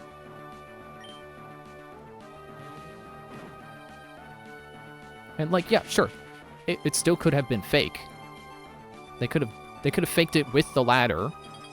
And it's just a really stable ladder, or they tied the ladder down or something. But ladder alone does not explain it, I think. It's not the smoking gun that skeptics might think it is. Oh, you faked it. It was just a guy in a costume. If these videos are fake, then these people are running from the ghosts in these videos, apparently 5-star actors. I mean, that was the thing they were saying too, is that, well, the thing people say is, oh, well, if they were acting, I would know. But the thing with acting is that you're not supposed to know. That good acting is believable. Good acting makes you think, wow, that's not acting. So that's the problem. But I also agree with the sentiment that, like, yeah, when it's really convincing, that means that they were really good. And how many people out there are going to be that good? Like, I know the world is a big place. There are a lot of people who can be really good at stuff. But you mean to tell me that every ghost video is edited by someone who's so good at editing that you can't tell it's edited? And then you just have to go, well, it probably was edited. Like, I'm not fully buying that. I'm not fully buying that everyone is better editors than the people who make Marvel movies. Or Marvel TV shows. I don't know. I saw something recently where they said, like, oh, it's still better special effects than the Flash TV show. I guess that's DC, not Marvel. My bad. But you Sableye. Sableye had no weaknesses, right? I mean, I can still neuter ya. Or are you immune to dark?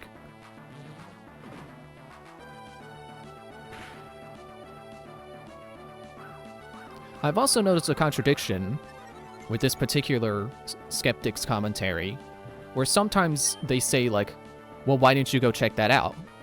You know, oh, the scary ghost closed the door, why didn't you go make sure that there was no one over there?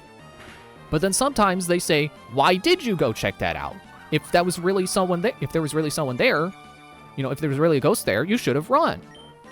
It's like, well, okay, which is it? Should ghosts make people run, or should ghosts make people go make sure it was a ghost?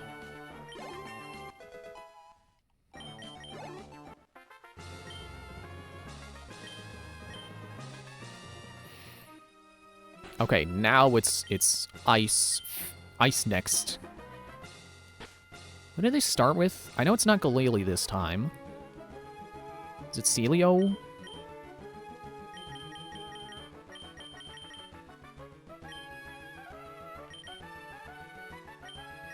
Wait, is Hyper too much? Hyper would be fine for Skiffazilla.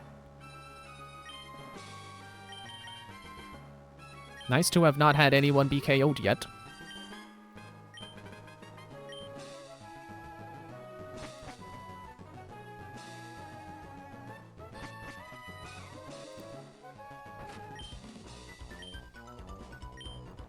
But yeah, I will always... I think... I'm definitely biased. I'm definitely biased towards believing in ghosts, even if I don't believe every ghost video I see, even though I recognize that, yeah, a lot of it is faked. Especially if it's on TikTok, because a lot of people fake stuff on TikTok because they want to be famous. They want to go viral.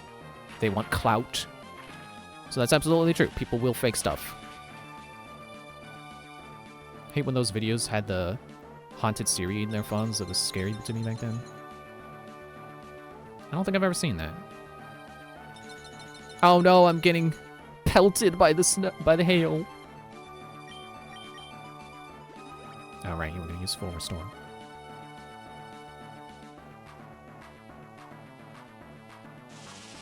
You know, honestly, I think there is confirmation bias, and it goes both ways. Skeptics will always be skeptical. They will always say something is faked. Because that's their bias. Their bias towards someone faked this. And I think they lean towards that bias just as often as people who believe in ghosts say, oh, that was definitely really a ghost. And I think that's bad. I think both sides should be open to either possibility. Yeah, it could have been a ghost, or it could have been fake. And ultimately, I don't think it matters.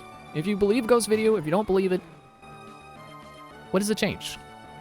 Until we get absolute definitive proof that no one can dispute and is a perfectly scientifically repeatable method, yeah, we're not gonna know if ghosts are real or not. And I don't think there's much of a point arguing until the day that someone has definitive, undeniable proof that can't possibly be fake.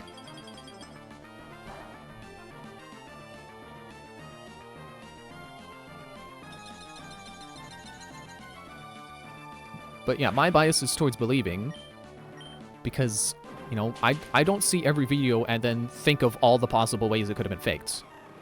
Yeah, if I think of ways a video could have been faked, I'm less inclined to believe it.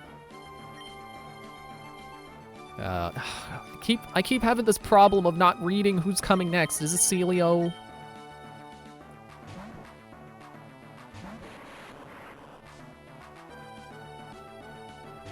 Walrein, close enough.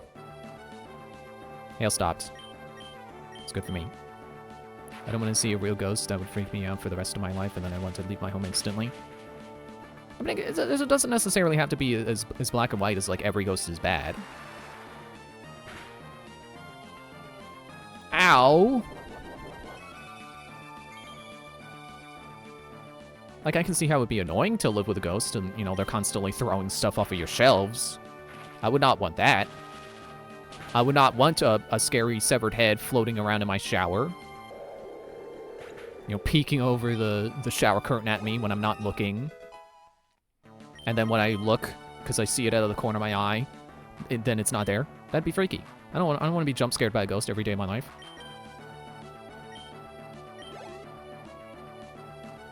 Steelio!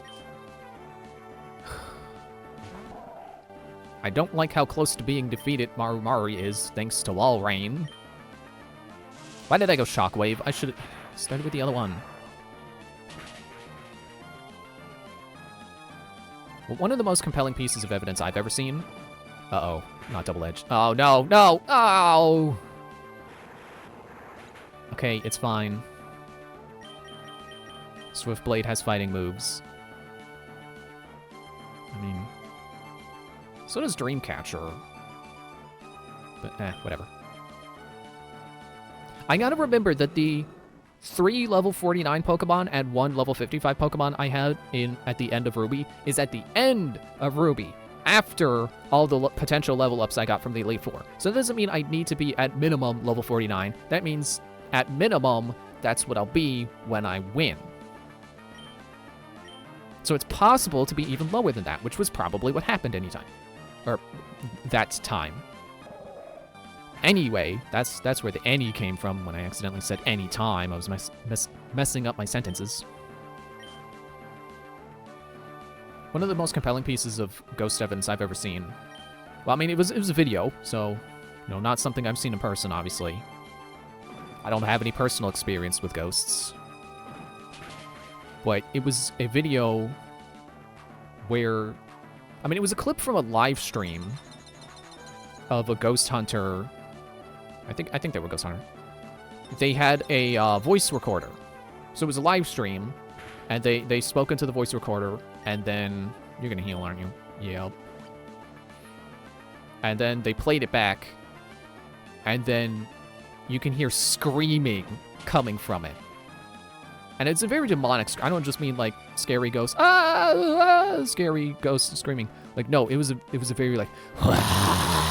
kind of evil demonic scream coming through. How would you fake that? If that was fake, let's say it was fake.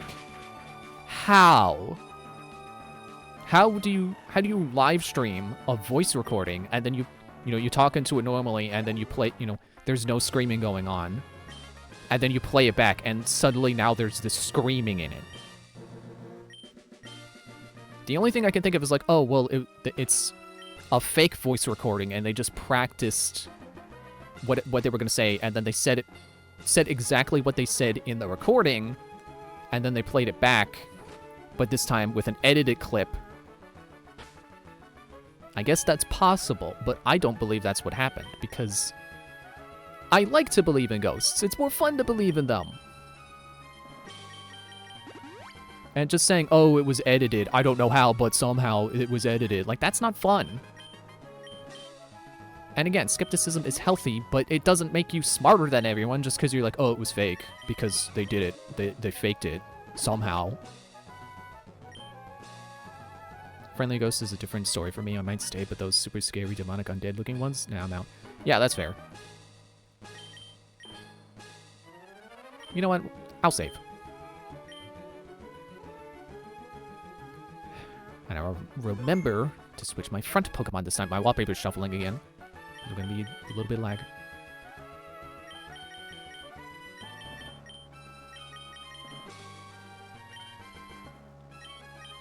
Hopefully Scytherzo is strong enough.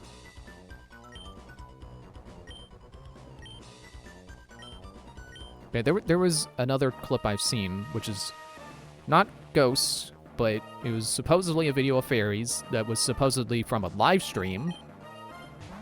So I suppose you could say, well, why don't I believe in that one? Like, well, it is a little bit... When did Schifozoa run out of surf? Uh-oh. Who did what? I don't remember that happening. When did that happen? Okay, whatever. Ice beam.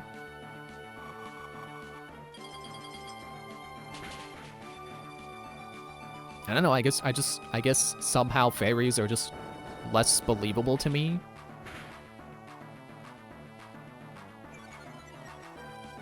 Stop. I was gonna say, great, I'm slower now, but you use Protect, which is priority, so I don't know that I'm slower than you.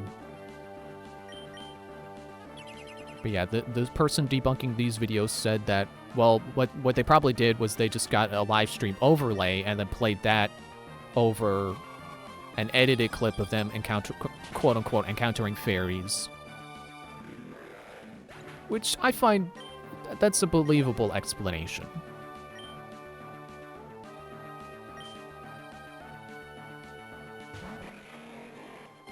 Okay, Schifozoa, come on. Hit him hard with the ice beam. No, not Earthquake! No! Stop. Oh! I hate you, Flygon.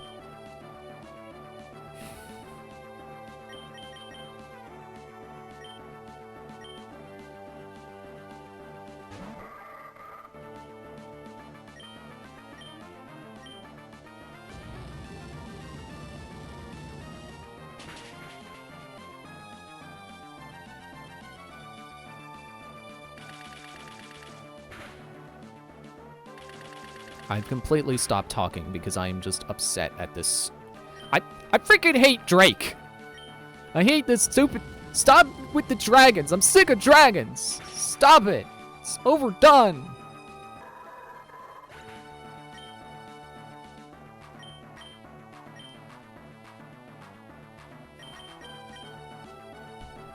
I'm just gonna try and stall him out with poison again.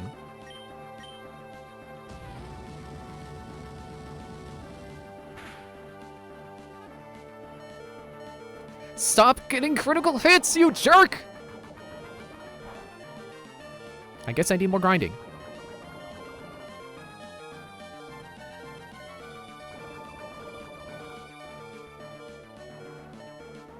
I hate his freaking Flygon. The freaking dragon types, I swear, they're always the ones that know Earthquake and Flamethrower. And then you just can't do anything about it. It's like, okay, look.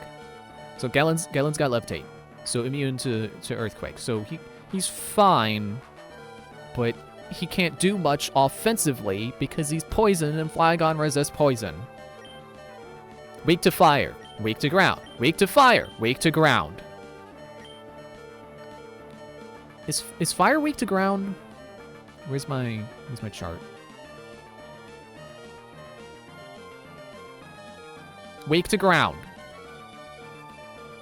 How did I not notice this huge hole in my defenses? That if a Pokemon had both Flamethrower and Earthquake, I'd be doomed.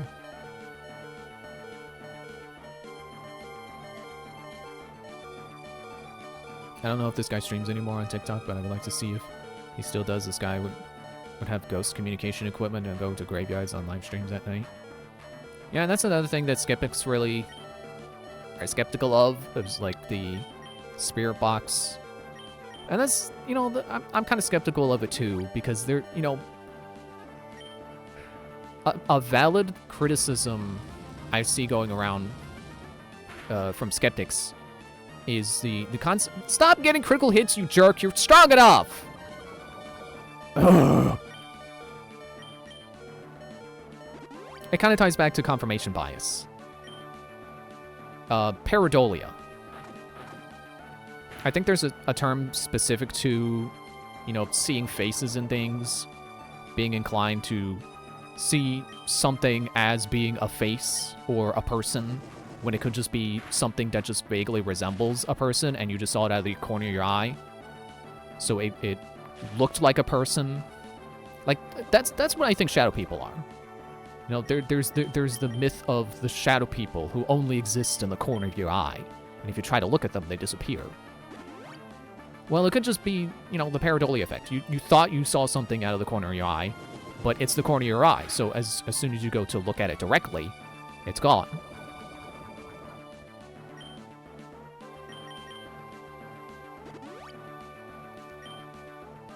Freaking Flygon, I freaking hate you. Just insert the Revenge of the Sith. Just, I hate you. That's me right now. I've lost my legs. I'm on fire. The lava's getting higher. I can't breathe. My lungs are full of smoke. And this Flygon is just walking away. Just walking away. He had the high ground.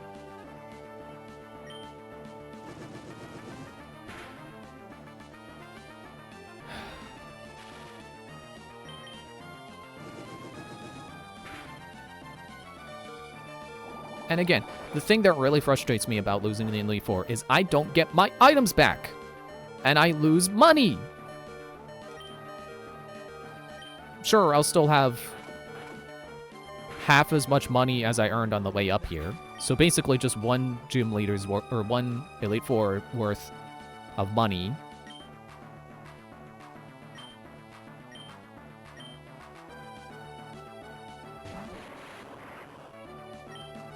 I don't know what I'm doing.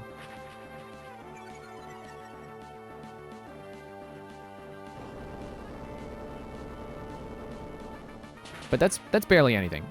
One Elite Four member is barely any money.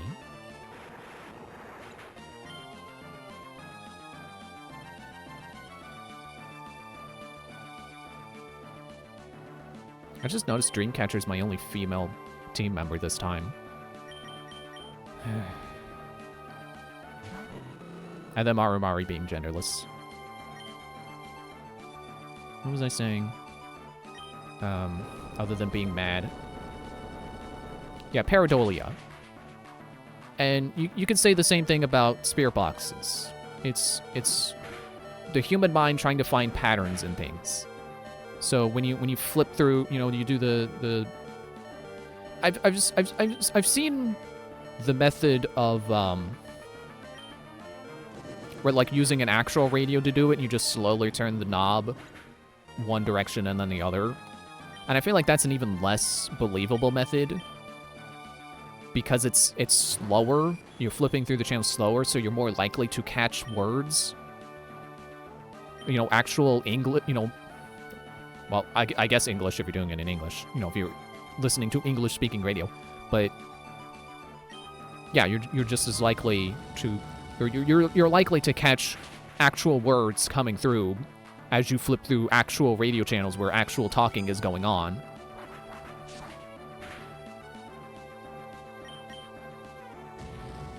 But at the same time, I think there's also, like,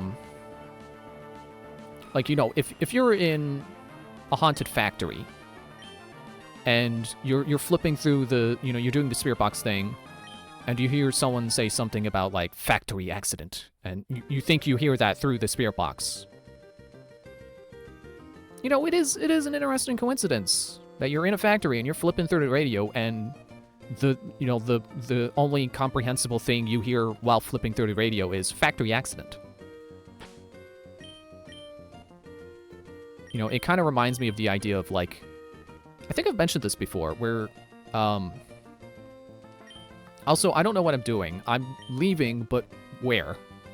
I wanted to see if there's any dragon moves I can get, but I don't know where to get them, so I gotta go to the wiki to get them, to see if I can even get them. Let's see, Generation 3. Can I get a list of them, please? Excuse me. But, so the idea of miracles not being, like, you know, breaking the laws of physics, but a coincidence that just, you know, lines up extremely well. I think I've mentioned this before, but I think this was like a recent discovery where this phenomenon was found that can part the Red Sea, basically. So, you know, in the what's I want to say Noah. I think that's the wrong person. You know, the religious story of the guy parting the sea, and then, you know, people can cross on foot. Well, you know, apparently the scientific phenomenon explains that. So you could say it wasn't a miracle, it was just, oh, coincidentally, that happened. But, you know, I guess this is where that bias comes in. Do you believe in miracles? If yes, it was a miracle. If no, it was just science. But, like, it can be both. It could have been a scientific phenomenon that just, because of the miracle, happened exactly when it was needed, because it's an extremely rare thing. So the miracle is not that it happened, but that it happened at that exact moment. And I feel like spirit boxes could be the same thing. Spirit boxes could be, well, sure, you were flipping through the radio and you heard actual things being spoken on the radio. You know, not from ghosts, but, you know, just radio programs. Can I really not learn Dragon Claw on any of my Pokemon? But, you know, you could say, you know, we'll go back to the factory example. If you hear factory accident on the radio, sure, that could be your confirmation bias being like, oh, I thought I heard something about factory accident because I'm standing in a factory. Or it could have actually been a ghost saying, oh, factory accident. I died in a factory accident. It kind of just depends on your bias.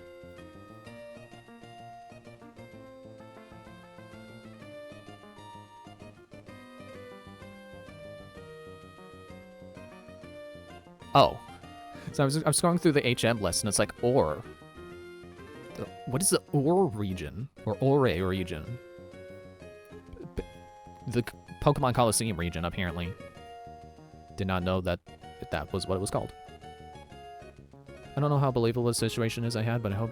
But those apps that let you communicate with Ghost, one time I installed one, and an apparent ghost mentioned my new shoes I had on, and I had those shoes on long before I downloaded the app. Yeah, that's interesting.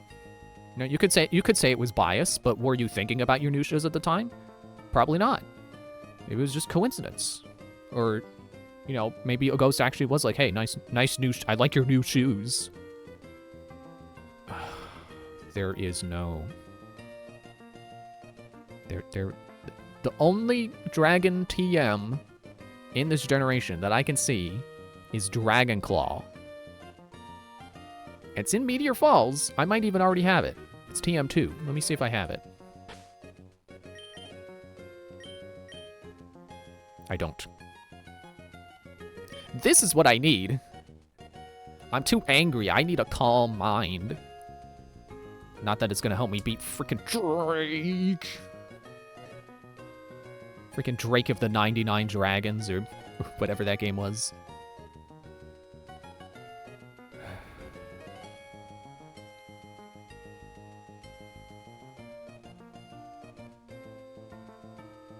How come freaking Scrafty can learn Dragon Claw? Why can Scrafty learn that and I can't get that on Skarmory? Aerodactyl can learn it. That's close enough to Skarmory. He's not a real dragon. He's rock flying. Why can't Skarmory?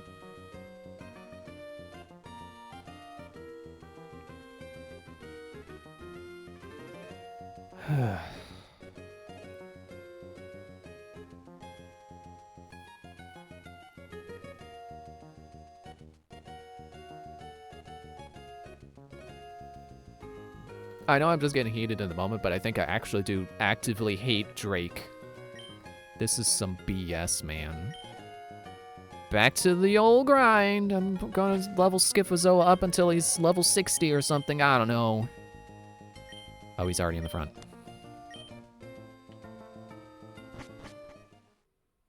Because I just need him to outspeed the stupid Flygon before he earthquakes.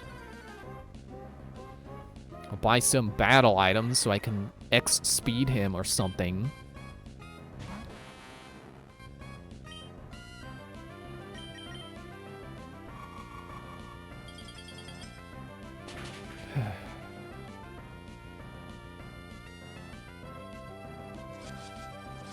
I really thought we could do it.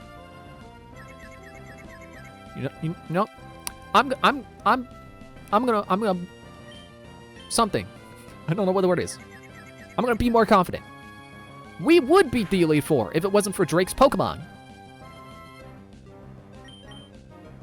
I'm confident we could beat Steven at the level we're at now if it wasn't for stupid Drake and his stupid dragons.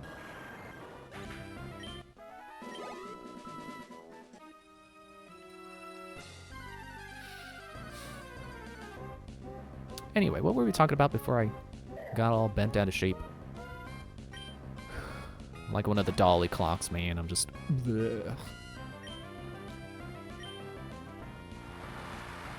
This like spirit boxes and stuff, and confirmation biases, and pareidolia. Honestly, I think a lot of ghost sightings probably are just pareidolia. Just people wanting to see ghosts because they believe in ghosts, so they think they see them. But I don't know. I've heard of skeptics, you know, going into like ghost tours, or what, you know, ghost hunts, and they're like, oh, I don't believe in ghosts. But then they go on those ghost tours, and then they start to believe. You know, they see something that changes their mind. You never hear of the opposite happening.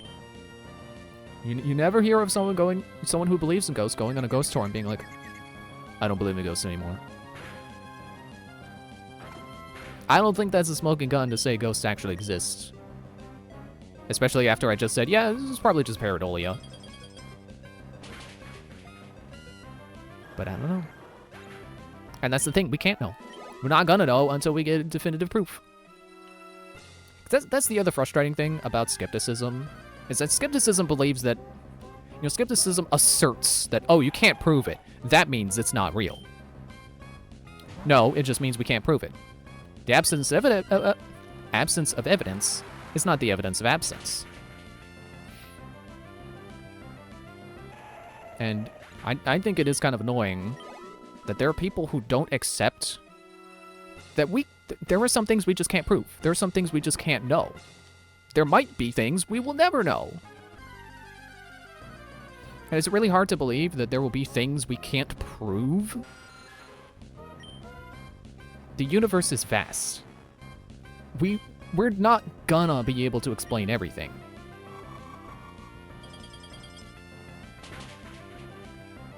So is it really so hard to believe that maybe ghosts just defy explanation? Is it really hard to believe that the ghosts perhaps are metaphysical? Or no, what's the Schrodinger's cat?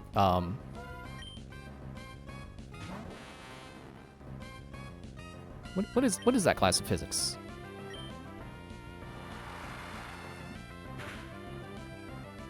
Is that metaphysics? Hang on. I'm actually gonna Google this.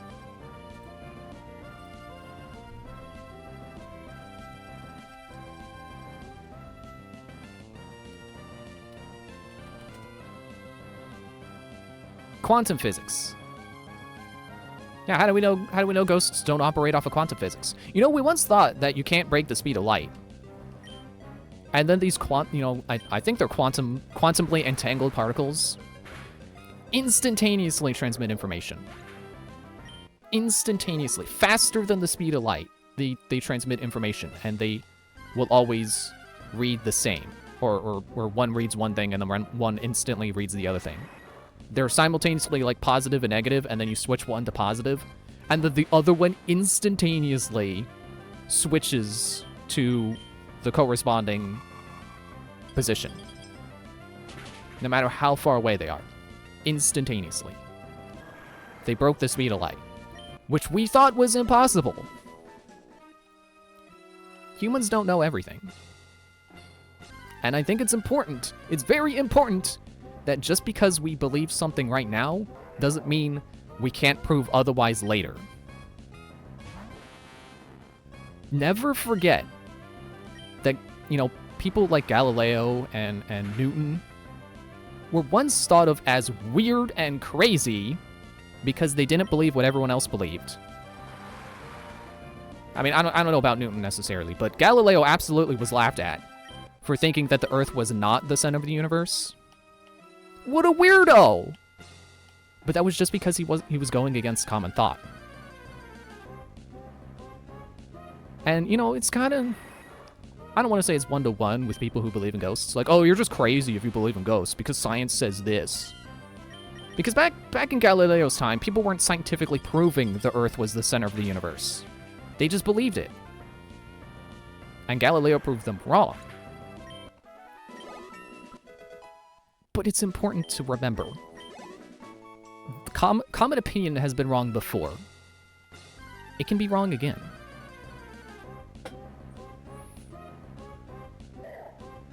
That's what I think healthy skepticism looks like. Truly keeping an open mind to all possibilities, even possibilities opposite to what you believe. Not just shooting down everything like, oh, that was just fake. That was just wires, or string, or some guy in a costume.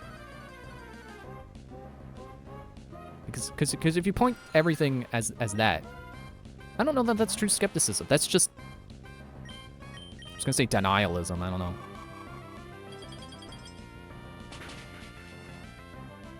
I don't think denialism is a thing, but... I think you get what I mean.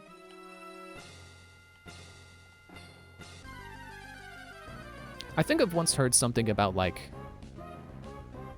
It is strange how the human mind works. Like sure, it's just a series of electrical impulses, but where does that electricity come from, or something like that? Not literally electricity, but like, oh, it's weird. Where does life force come from, and where does it go when we die? Because laws of thermodynamics say, oh well. That energy has to come from and go to somewhere. Where does it come from when we're born? Where does it go when we die?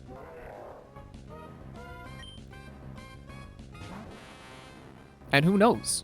Ghost could be that energy. The electrical impulses that are inside our head right now while we're alive. Maybe they just leak out when we die, and then we become ghosts. And that's the afterlife, is just being a ghost. And, maybe... Some people apparate as ghosts because they're upset. They're unfinished. They have unfinished business. That's what people always say about ghosts. They have unfinished business. So what if ghosts are just people who died unhappy and they come back because they don't want to believe that they're dead, so they manifest? I should probably go heal. I don't know. We're gonna be at this for the rest of the night, aren't we? If I want to get Schifozoa to level 55.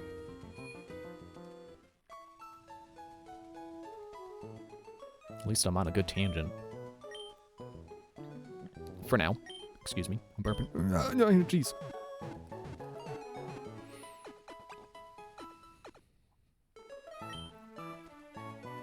I definitely think it's interesting, the idea that, like, yeah, where does our brain energy go when where do our electrical impulses go when we die? And how come, if thought is just electrical impulses, why can't we bring someone back from the dead? Why can't we just put more electricity in their brain and have them come alive again? Why does the brain stop working if it dies? If consciousness is just electricity, why can't we give it? Why can't we give life?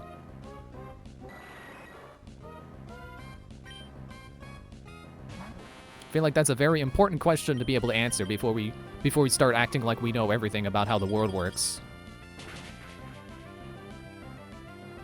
And it's tricky because, you can't just study that.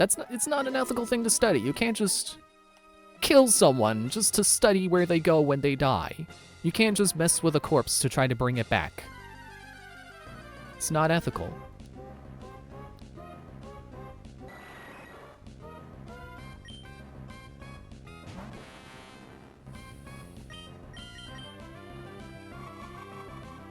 You know, I think another interesting thing about how the human body works is, how do you explain, you know, when someone gets an organ transplant and they start to kind of become the person they got the organ from? That's weird, isn't it? Like, I wouldn't call it paranormal. I wouldn't say, oh, they're getting haunted by the person whose organ they got. But, like, that's weird, right? Isn't it weird that you can get some biker's liver and then suddenly you start getting hungry for his favorite food, even though you've never eaten that before in your life? I want to see one of those streamers download one of those mobile Ghost Radar apps and see if they actually work. Probably not. I don't think phones are really equipped to be able to detect ghosts. Even if you want to believe that ghost detecting equipment exists, I don't think your phone comes pre-installed with the hardware for it. I feel the same way about Randonautica, where it's like, you mean to tell me it's quantum physics coming from your phone? No way.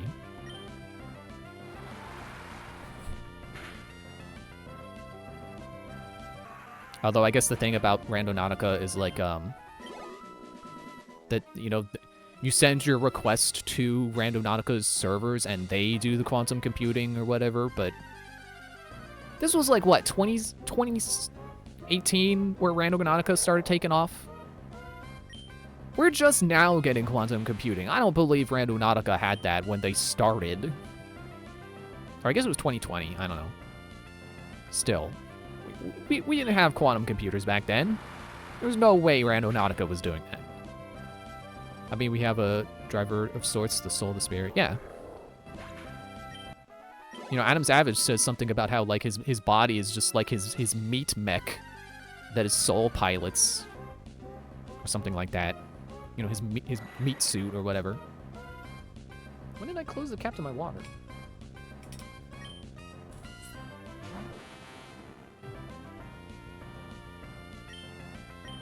What was I saying before? I got a little distracted. Yeah. It's weird how people can get an organ transplant and then, without ever knowing who they got it from, start to pick up traits from that person they got an organ from. I think that's really good evidence to say we don't know everything. Why does that happen? That doesn't make any sense because you know, electrical thought is electrical impulses, so all your preferences are just the electrical impulses up in your brain. How do you transmit that to another person through an organ?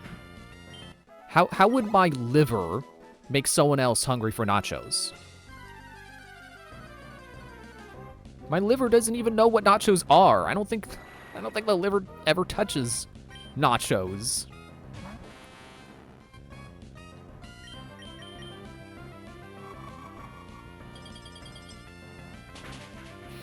I also remember a story, although, you know, you could argue it's just a story, so it could be fake. A story of, it was a little girl who had an accident happen. I want to say she fell down the stairs or something. That's probably not quite right, but bad accident happened. And they rush her to the hospital, and she dies for a moment. But then she comes back. And then suddenly she's really obsessed with Egypt. And the story goes that supposedly when she died, or when she died for a moment, her past life was reawakened. And in a past life, she was an Egyptian priestess. And eventually she would go to Egypt herself. And she would visit, I think it was like a temple that was being excavated. Or, what's the word for, like an anthropological dig or something? Oh, there's my wallpaper shuffling again. Archaeological dig to bring up the temple again, because it was, you know, buried from all the sand and stuff. She went to one of those and could perfectly find her way around without ever having been there. And you know, never researched it. She just knew. In fact, again, the story goes, so this is, you know, obviously all alleged, I don't know if there's proof that such a person existed, such a person actually did this. I want to say yes. I want to say that there was an actual anthropologist, famous studier of Egyptian culture,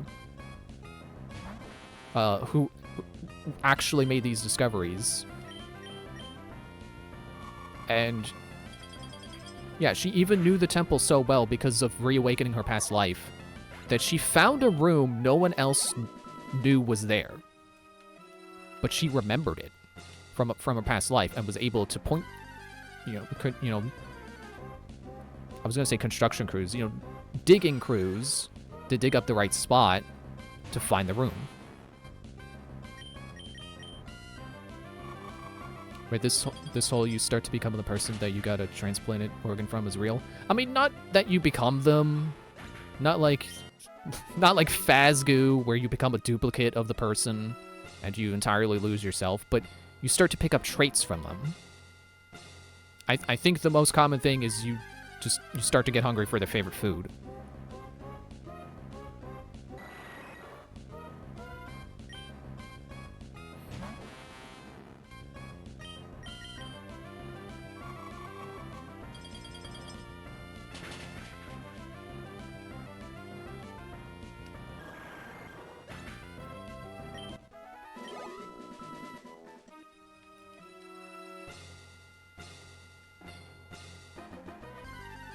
Man, that story I just said about the person who supposedly reawakened their past life, that was a story I heard on the Y-Files, and it makes me a little sad because I feel, maybe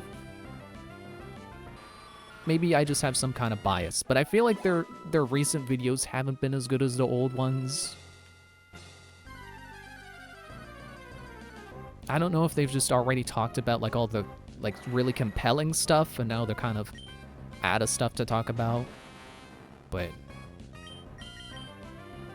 there was a point where they told a lot of like hypothetical stories of the future where it's like, oh, well, if quantum computing happens, then this is going to happen. Then this is going to happen. And then machines are going to control the world. And then this is what your life will be like. This is the day-to-day of your life.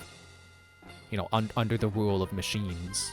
It's like, I don't find that as compelling as talking about the crop circles and the magnetic properties of crop circles or whatever.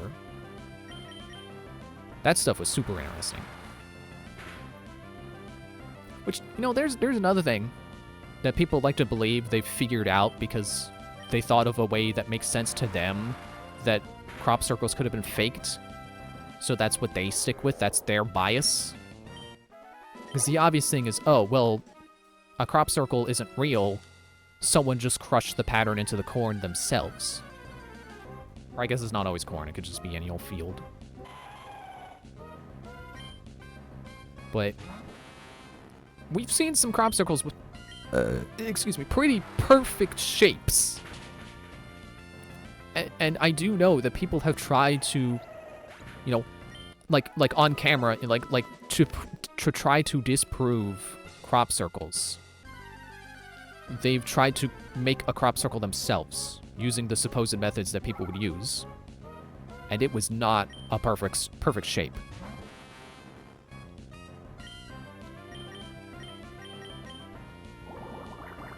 I'm not gonna tell you that crop circles are aliens, but it's certainly interesting. Why do you have roar? It's certainly interesting how many of them are perfect shapes that you could not possibly make without the bird's eye perspective. It's hard to know what to believe in nowadays. I mean, yeah, AI is ruining a lot of crap. I blame TikTok for a lot of stuff as well because there are a lot of people who just want to go famous on TikTok, so they make something up and they won't label it as AI and they won't label it as just a story. I should be using Ice Beam. What am I doing? So I think the problem is equal parts people just chasing clout and equal parts people just making stuff up with AI who are chasing clout. Because, no one ever posted AI content not chasing clout. Well, okay, there's two camps of people who post AI. People chasing clout, and people posting AI to be like, man, look at how terrible this AI is. I guess that'd be reposting, but I think you know what I mean. I think you get my point.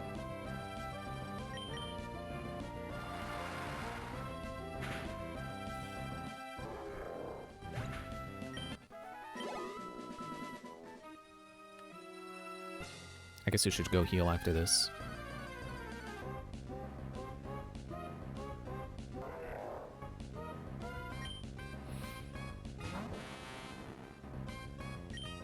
You want to know another one of those things that I think just proves we might not know everything? Dark matter. Dark matter, dark energy. What is it? What does it do? How does it do? We don't know. Will we ever know? Maybe, maybe not.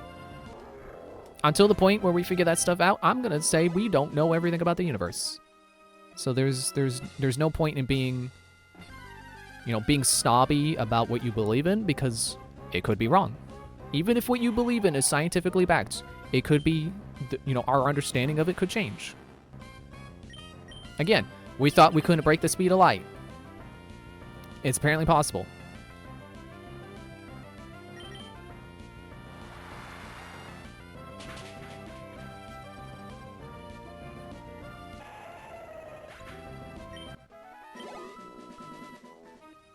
I also just remembered that some people think we're living in a simulation. I wonder if the person who wrote The Matrix ever thought that people would believe that it's real.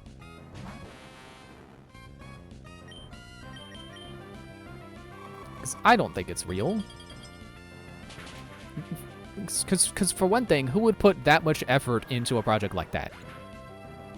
Why? What would the point be? Second of all, computer-generated graphics are plateauing. Did you see the jump between PS4 and PS5? It's barely noticeable. You think PS6 is going to look any better than PS5? Now try making a simulation. A VR simulation that has to run everything in real time and not drop any frames. And sorry, I was waiting to hear if that was super effective. Okay, it was not. Yeah, and not drop any frames, and be rendering everything twice, because we have two eyes, so that's what gives everything depth. That's why VR graphics kind of suck. That's why VR graphics don't look like PS5 graphics. It's because it's got to render everything twice and keep a stable frame rate so you don't get motion sick.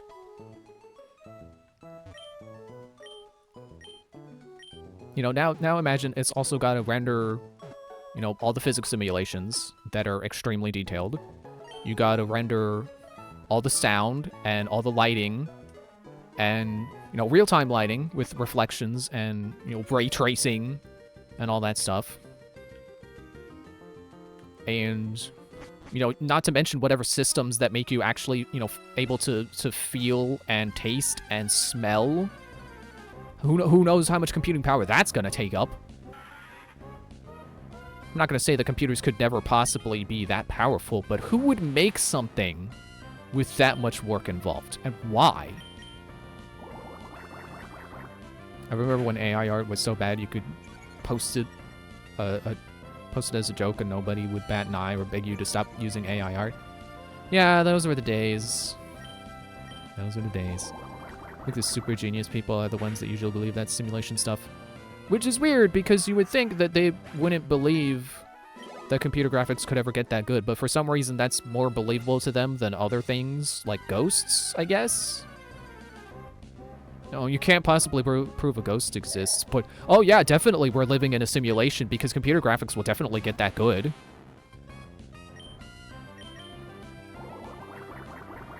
Like, yeah, we've had a lot of we've had a lot of jumps in computing power over the years in a very short amount of time, relatively speaking. Because, the argument is like humanity has existed for thousands of years without computers. And then in the span of a lifetime, of one person's lifetime, we've gone from, computers needing to sit on your desk and be really big and bulky and have these gigantic... What am I leaving a healing for? I'm fine. You know, we've gone from computers being huge to being able to fit in your pocket over the span of like, okay, to be fair, it's like 2 lifetimes. Because at one point computers took up the whole room, and then in like 2 lifetimes, you can fit one in your pocket. But you know what I attribute that to? The internet. Great. Dang it. Why whirlwind? I would more say it's due to the improvements in communication technology. That is why science has sped up progress so quickly. It's not that we're in an exponential progress loop of things just getting faster and faster and faster exponentially. And within a couple years' time, we're going to have Matrix technology. I think it's just that technology has gotten better so fast because we're able to communicate so effortlessly across the world. So now we have not only the people in our country trying to figure out how to make computers smaller and faster and better, harder, better, faster, stronger, but we have scientists across the world trying to figure everything out, figure the same thing out, and then you could be in some lab in Texas trying to make your phone better, and then, you know, instantly get a message from some guy in India who's like, hey, I figured it out.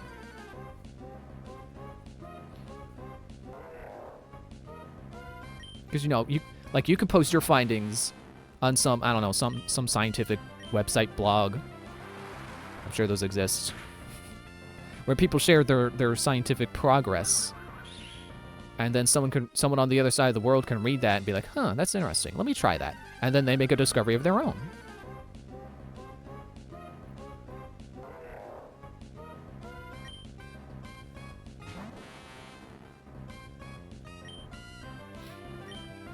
Man, I hope I haven't sounded so soapboxy.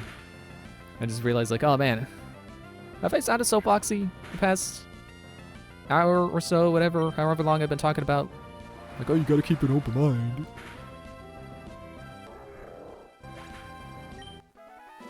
You know what's also interesting is not only computer progress in the past, let's say 50 years, but social progress in the last 50 years. Just remember that before I was born, you know, racist and homophobic jokes and sexist jokes considered funny. And then, like, even by the time I was like 5, that's when people start to, you know, finally, after thousands of years of existence, finally start to realize, oh, hey, actually, that's not funny. That's actually bad. Don't be racist and sexist and homophobic, actually. Those people are people.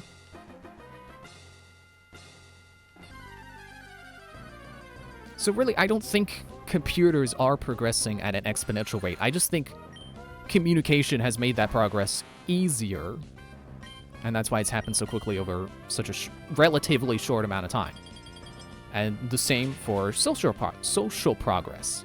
Now we have ways of people getting together and, you know, finding similar people and finding, you know, comfort and affirmation and courage to say, hey, I'm a person, don't make fun of me.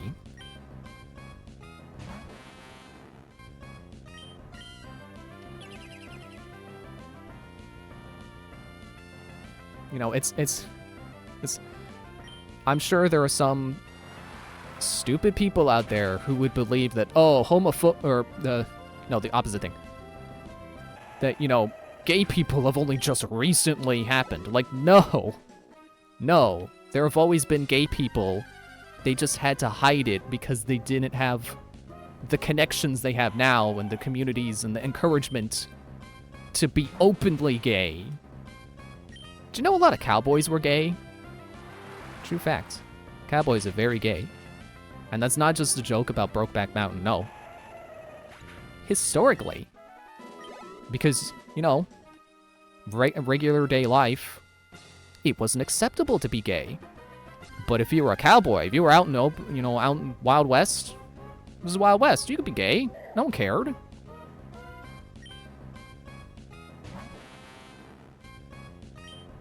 I actually think it would be really cool. Well, I was gonna say if there was a story about like a black gay cowboy, because apparently there were a lot of black cowboys too, because, you know, racism, and being a cowboy was a way they could escape that. So it'd be cool if there was like a Red Dead Redemption where you were like a black gay cowboy. But at that point, it just feels like they're going for, you know, brownie points. Like, ooh, look, our video game is so good because we got a... Not only is he a black protagonist, he's also gay. Like, I don't know. Just feels like they're fishing, you know? You know what I mean? You know? Do you know what I mean? Please tell me you know what I mean.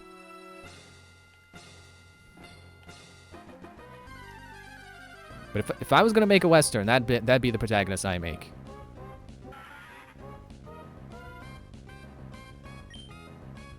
Because, you know, I'm not one of those people who thinks that everything needs to be historically grounded to be interesting. But sometimes you can pull interesting things out from history when you look at it and go, oh, hey, actually, cowboys weren't what we thought they were all the time.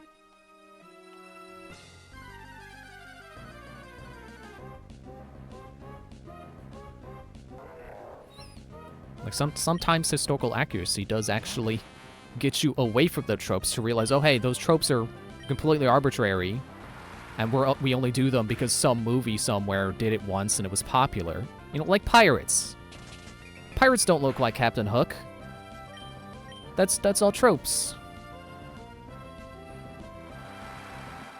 But people keep making pirates look like that because that's, you know, the zeitgeist or whatever. The collective unconscious or something. I don't know. Some smarter words than what I'm using. That, like, that's just what people expect when you go to see a pirate movie. So that's what people make their pirates look like. So they're recognized as pirates. Same thing for ninja. Like, you put your ninja in all black because that's what people expect a ninja to wear, even though historically they would not wear black because black actually is not a very good stealth color. They would actually wear blue. Or green if they were out in the forest. The idea was to blend in, obviously, so you wouldn't wear black because that would stand out and it would shine in the moonlight. Or maybe not shine, but it would be more noticeable in the moonlight, which is why they wore blue, because that wouldn't be as noticeable in the moonlight.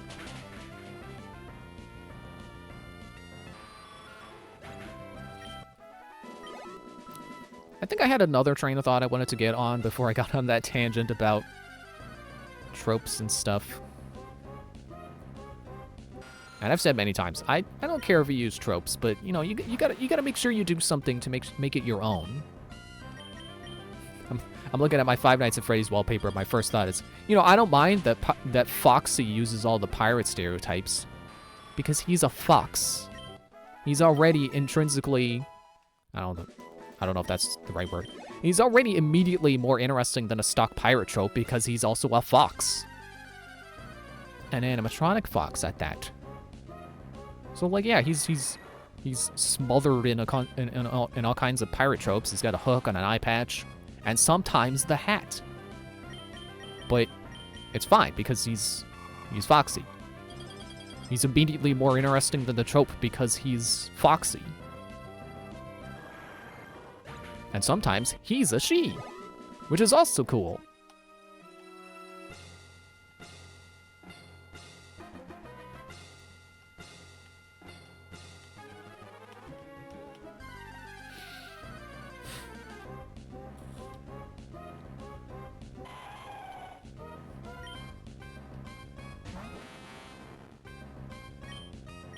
I think I need a new topic now. I think I've run out.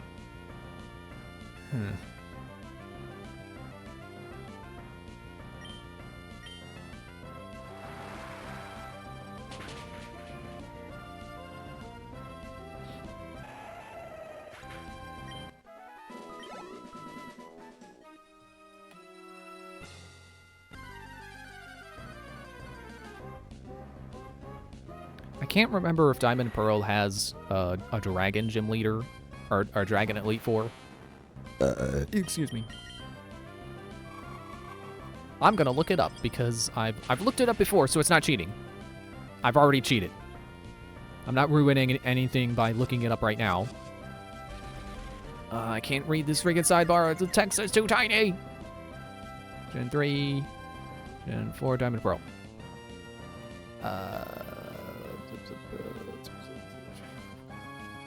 Characters, Gen leaders, Sinnoh Elite 4.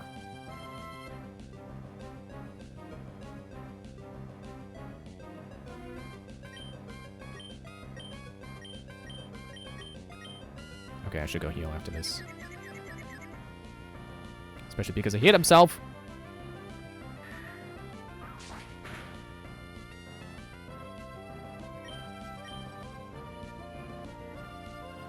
Excuse me. Again. Okay, it doesn't look like they have one who is purely dragon. So I see bug. I see ground/rock. I see fire, that is only 2 fire Pokemon. Psychic. And then Cynthia is the champion, so she doesn't really have a theme.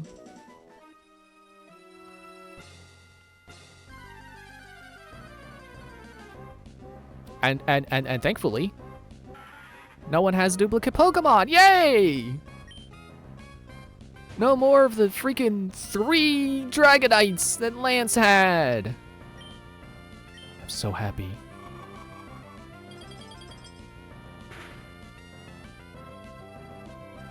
I'm still really interested in how difficult they actually are if you know what you're doing. Or, let's say half know what you're doing, because I thought I knew what I was doing with this team, and then apparently my whole is, well, if your Pokemon is a Flygon that knows Earthquake and Flamethrower, that I just can't do anything. But otherwise, I thought my team was pretty well made. So, let's pretend my team in Diamond is going to be just as good. I wonder how well I'll do. Because the thing that they say is scary about the Sinnoh Elite Four is that they have competitive teams. They have teams that are so well built that they basically are what you would do if you were making a competitive team. And they have, like, good IVs and stuff. And I wonder if that is even gonna matter. And according to my sister, no. She said not to be scared of them. So I believe her.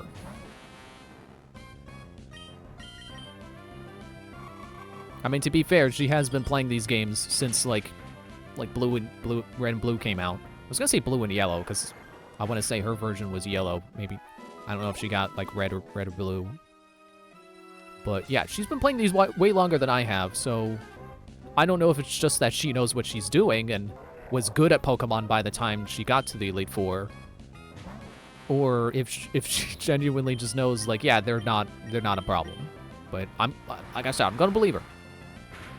I will try to be at least level 50 when I challenge them, but I want to believe that the Elite Four having competitive teams won't be the worst thing ever. There was a very popular character, FNAF 2 animatronic I watched back then when it was FNAF 1 animatronics debating if it's Freddy or Night Guard.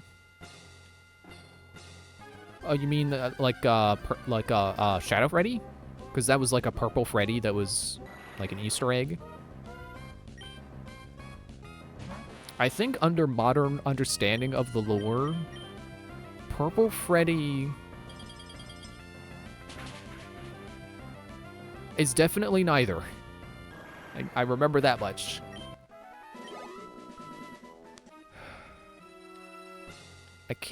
I know he's supposed to represent something.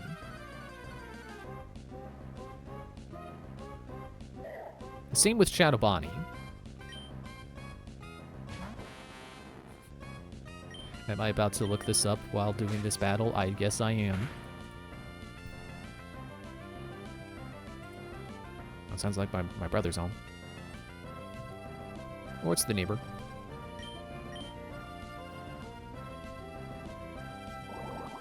Oh no! The ads are breaking through my ad block! There's an ad on this page, even though I have ad block!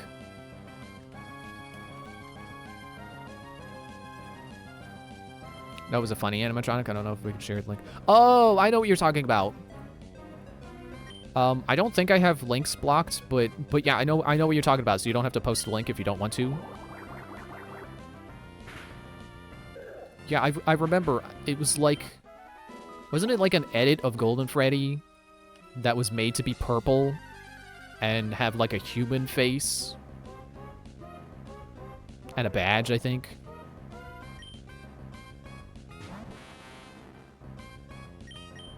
I'm still curious what Shadow Freddy was supposed to, what Shadow Freddy represents, though. So I am gonna read that. Oh, Whirlwind, yay!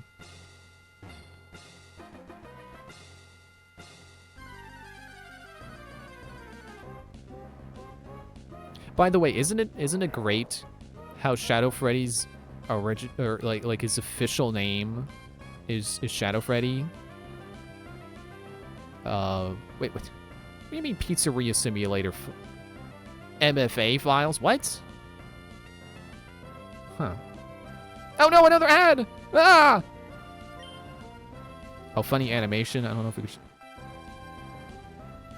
Oh, I thought that was a new message, but no, I misread when you said animation, not animatronic. Yeah, isn't it funny how Shadow Freddy's like official name is Shadow Freddy?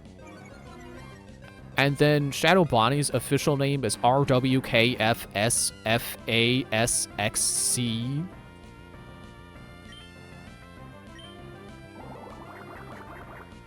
We call him Rickfus for short.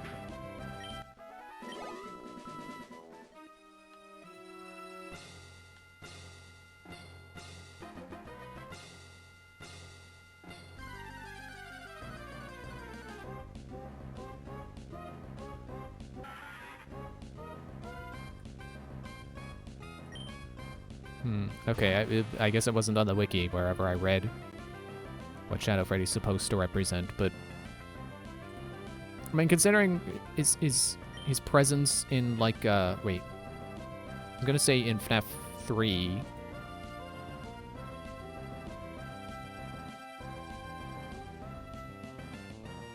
No, he's an Easter egg in FNAF 3. What am I thinking?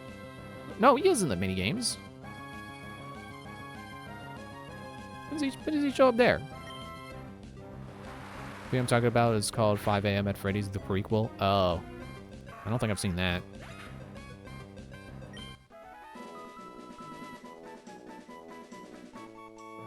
Yeah, okay. So, once leaving the first screen, going to almost any other screen will trigger Shadow Freddy to appear with text, "Follow me." So yeah, considering Shadow Freddy shows up, I remembered correctly, Shadow Freddy shows up and guides you towards the back room. Oh, the back rooms! Oh, jingle jangle the keys! That it's likely he represents something to do with the dead children, or some force that wants you to discover the Springlock suit.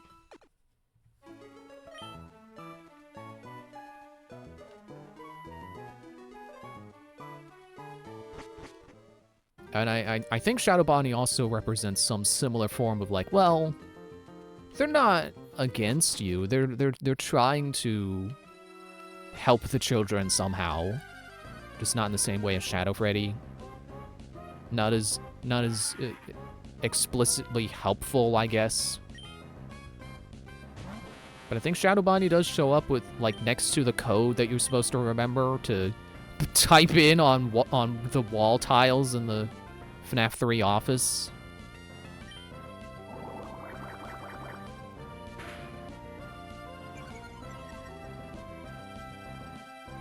So, I guess you could say Shadow Freddy tries to lead you towards the Purple Man to defeat him, whereas Shadow Bonnie is the secret to getting the good ending.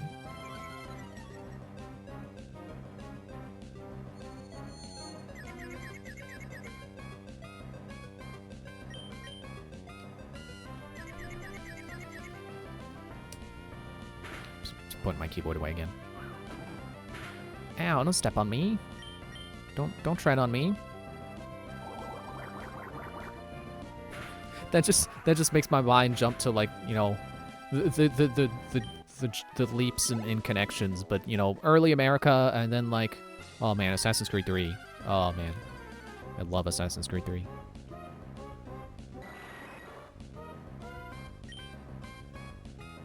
I don't know if the "Don't Tread on Me" slogan shows up in Assassin's Creed 3, but I wouldn't be surprised.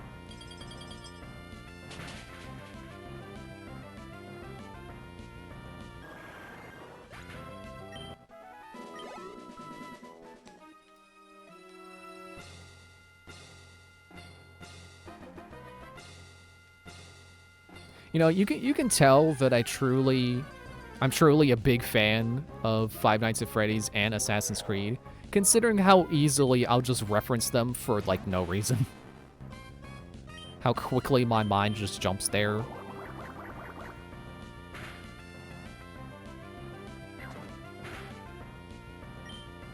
That looked like it did 2 damage and then undid the 2 damage. That was weird.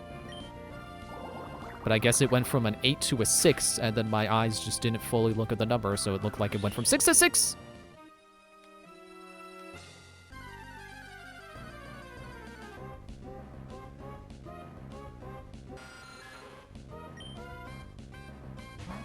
But yeah, I guess it's good to remember, you know, sometimes I feel like I don't like anything. So it's good to remember that, no, actually, I'm a really big fan of some things. Even if maybe those things aren't cool to like. Like, you know, I don't know about Five Nights at Freddy's, I guess. I guess it just depends on who you ask whether it's cool or not to still like it.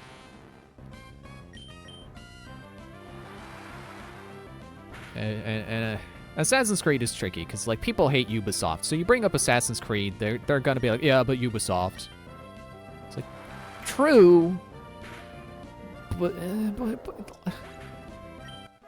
I still firmly believe that while the business practices Hydropump, the business practices of Ubisoft are terrible.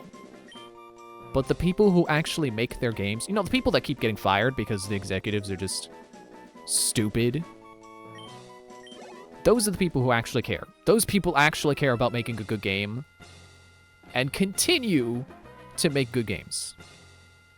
Despite all the nonsense they're forced to put in them, despite the corporate meddling, they still make good games. Assassin's Creed is still good.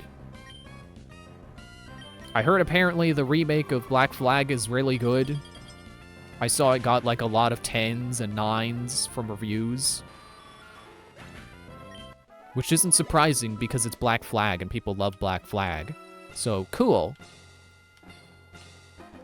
I heard they cut out the modern day stuff, so I'm not super interested in revisiting. Like, Black Flag's my least favorite Assassin's Creed. I'm sorry. I'm not interested in revisiting it all that much. Unless they add new stuff. But if it's really mostly just sailing, I don't want to play it again. I don't like the sailing. I don't care about the sailing. I remember watching all FNAF up to 5 and then kind of stopped because I stopped seeing more FNAF content for so long. And I assumed it was over because I wasn't seeing much on it. Yeah, I think that probably was where people stopped caring about FNAF. Like, once Sister Location happened, then oh, the lore's getting too complicated. And Pizzeria Simulator was kind of stealth dropped. It kind of just came out of nowhere. There wasn't a lot of build-up like there was for, like, all the other games. It kind of just happened. Actually, I feel like FNAF World is where people stopped caring.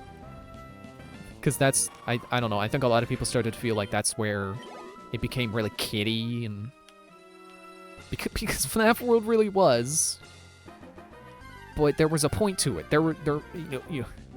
It wasn't completely sanitized.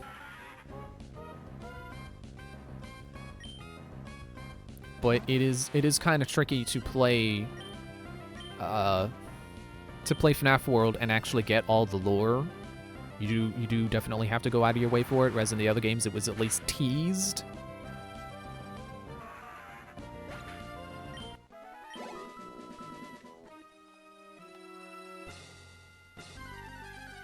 And then even, you know, I'm not even sure if FNAF World is still, I don't want to say it's not considered canon anymore, but kind of ambiguously canon, I guess. Because I think the meaning of FNAF World is that it was one of the spirits. Some people say the crying child, I'm not fully sure. It was one of the spirits setting up all of the mini games that you play in all the other games. Which is weird. Like, I think it is cool that you have this game about the spirits and it's represented as this really colorful, you know, what you could assume would be a in-universe Five Nights at Freddy's game, or Freddy Fazbear's game, you know, Freddy and Friends. That it's not supposed to be scary, but then the scary stuff happens because, you know, you're a spirit and it's not an actual video game or something like that, or it's just a representation of death or afterlife or something. But it's weird that it's basically saying the minigames were canon? Like canon as minigames? Maybe that's misinterpreting it. Maybe it's not supposed to be one-to-one, like, oh, you're literally setting up Atari-style minigames for Michael to play so he can help free the spirits. Maybe it's supposed to be, well, yes, you're helping set up those scenarios, but you're not literally setting up video games. Because you know, there's the FNAF 3 minigames with, you know, you play as the animatronics, and then you follow Shadow Freddy, and then you get disassembled by Purple Guy.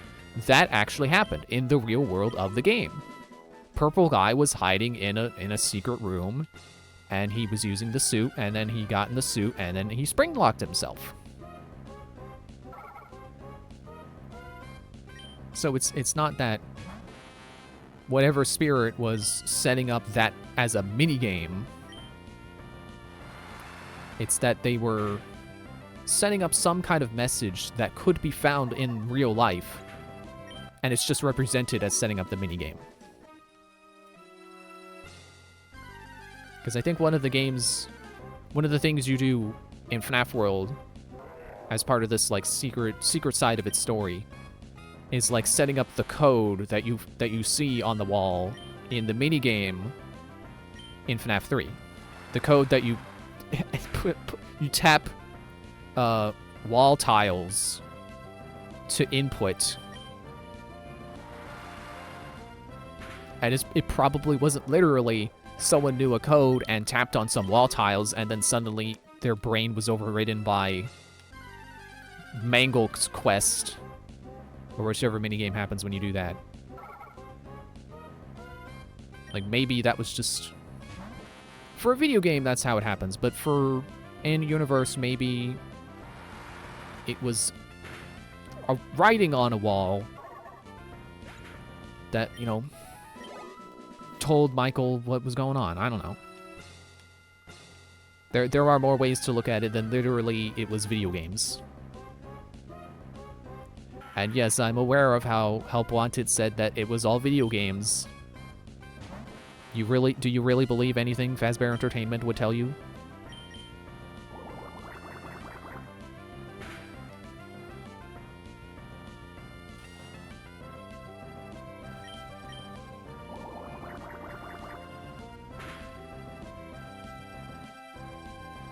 Loudred, what are you doing? Stop it. He's not doing anything. I don't know why I'm getting annoyed.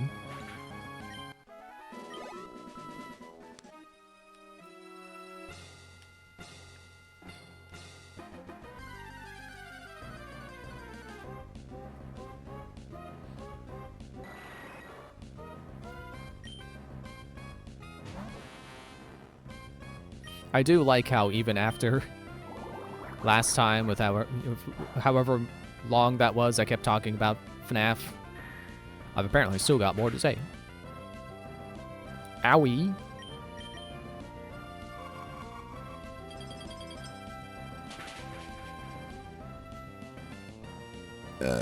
Excuse me.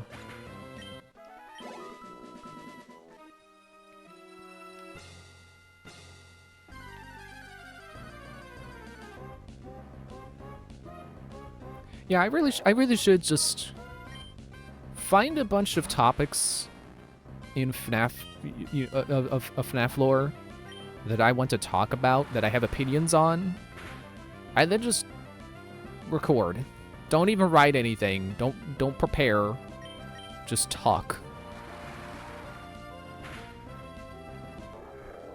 I don't know why I'm concerned with making it, like making these videos and then making them good.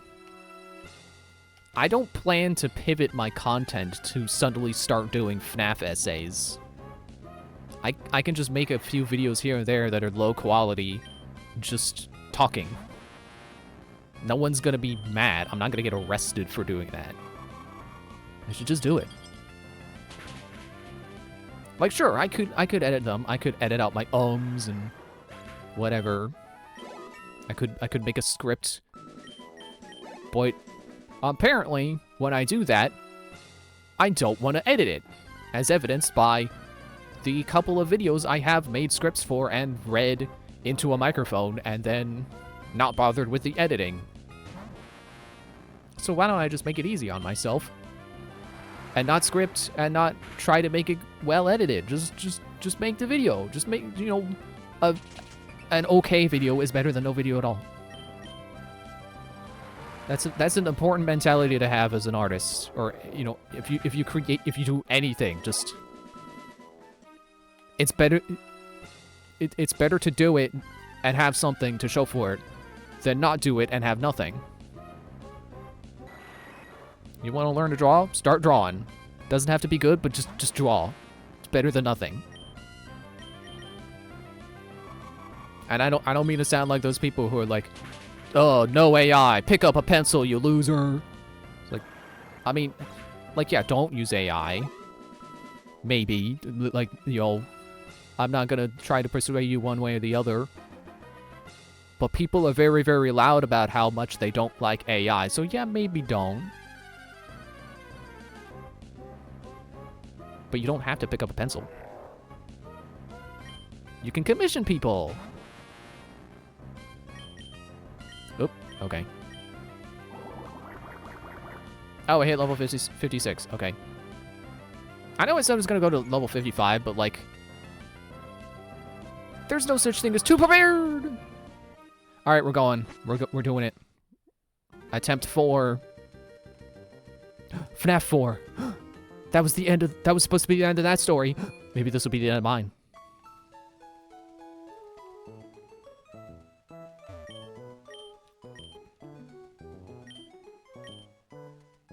Wait. Make sure I have... Actually, I didn't use that many revives last time, so I should be fine. Wait.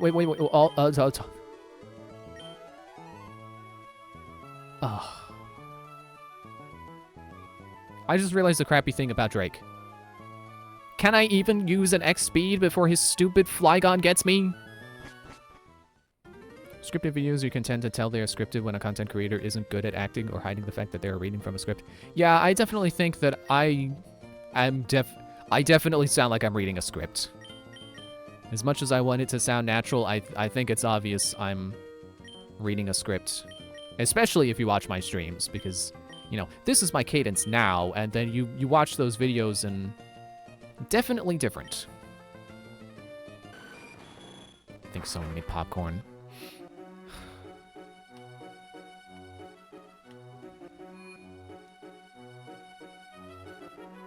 Like, I could not fake for you what I sound like when I... You know, I could not demonstrate what I sound like when I'm reading a script, but... Like, yeah, it's definitely obvious. I can tell it's obvious. Are you the TM's table? Oh, there we go.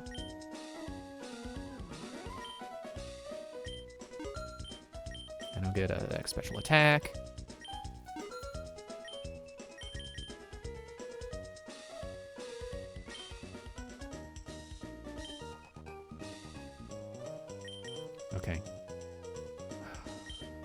And I'll go down, buy hyper potions, and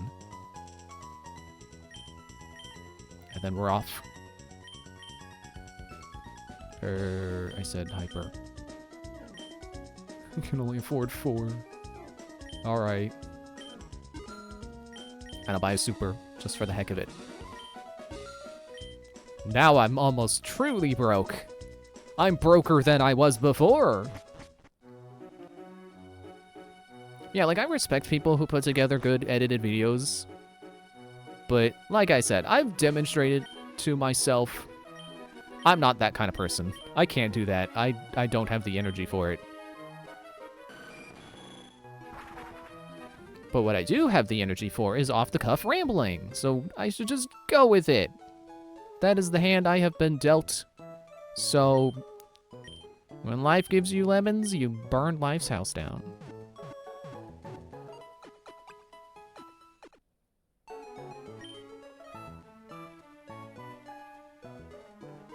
Alright, here we go. Attempt 4.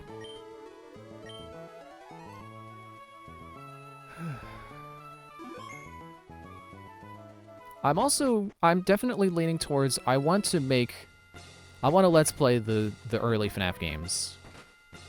I definitely want to play them again, so I should just do, I have them now, I should just play them. I should record. They could be videos, they don't have to be good. I can make them long videos if I want. You know, I can make every video just, you know, well, I was gonna say one night. I mean, I could, but night 1 is not interesting on its own. I think maybe I should do 2 nights until I get to the hard ones, and then it's however long it takes me to beat them. I don't know. It's kind of why I like Let's Plays. They're just 90% of the time not scripted, just the guy or girl playing a game with their live commentary. Yeah. Yeah, I've definitely got Let's Player commentary brain. I am not scripted content brain. Ah, the sand.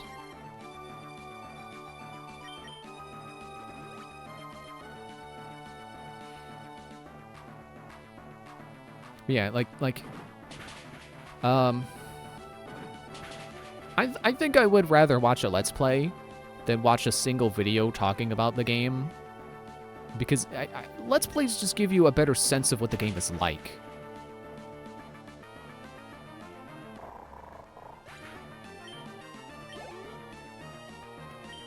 Because, you know, I said before, might have even been during Emerald.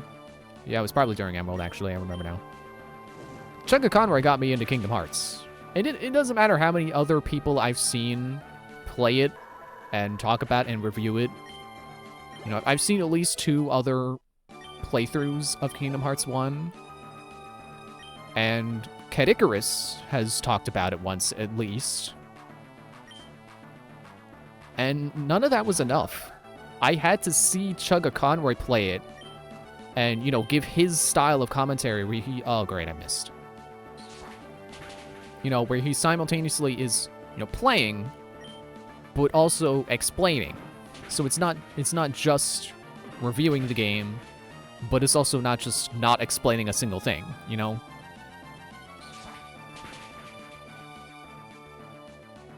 I think if he did just do one video, it probably would not have been enough of a demonstration of the game to really sell me on it.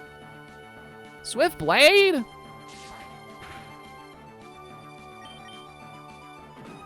Thank you!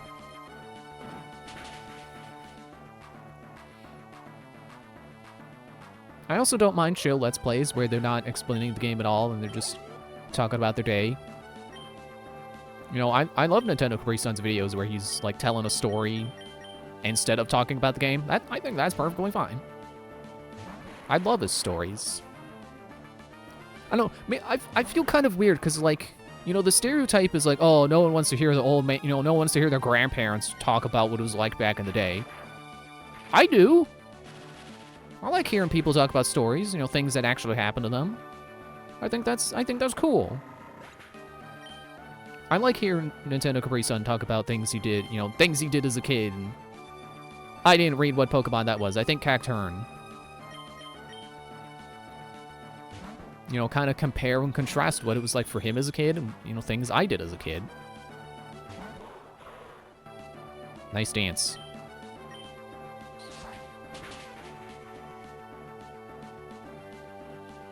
And it's also kind of fun to, like, you know, imagine being, you know, imagine being the person in the, you know, imagine being Tim as he tells the story. It's like, you know, in a weird way, it's like, oh, I kind of get to live his life a little bit by imagining the event that he's describing. I feel like my life wasn't as eventful as his, so I think it's fun to, like, imagine what his life was like. Imagine being him. Now I definitely feel like I sound weird. You know what I mean? That's my safeguard. Anytime I feel like I'm sounding weird, it's like, you know what I mean, right? You know?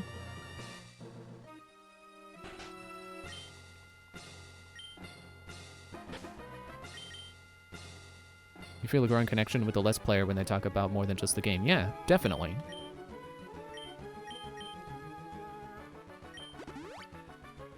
Especially when they talk about something, and it's like, oh, hey, yeah, I do that too.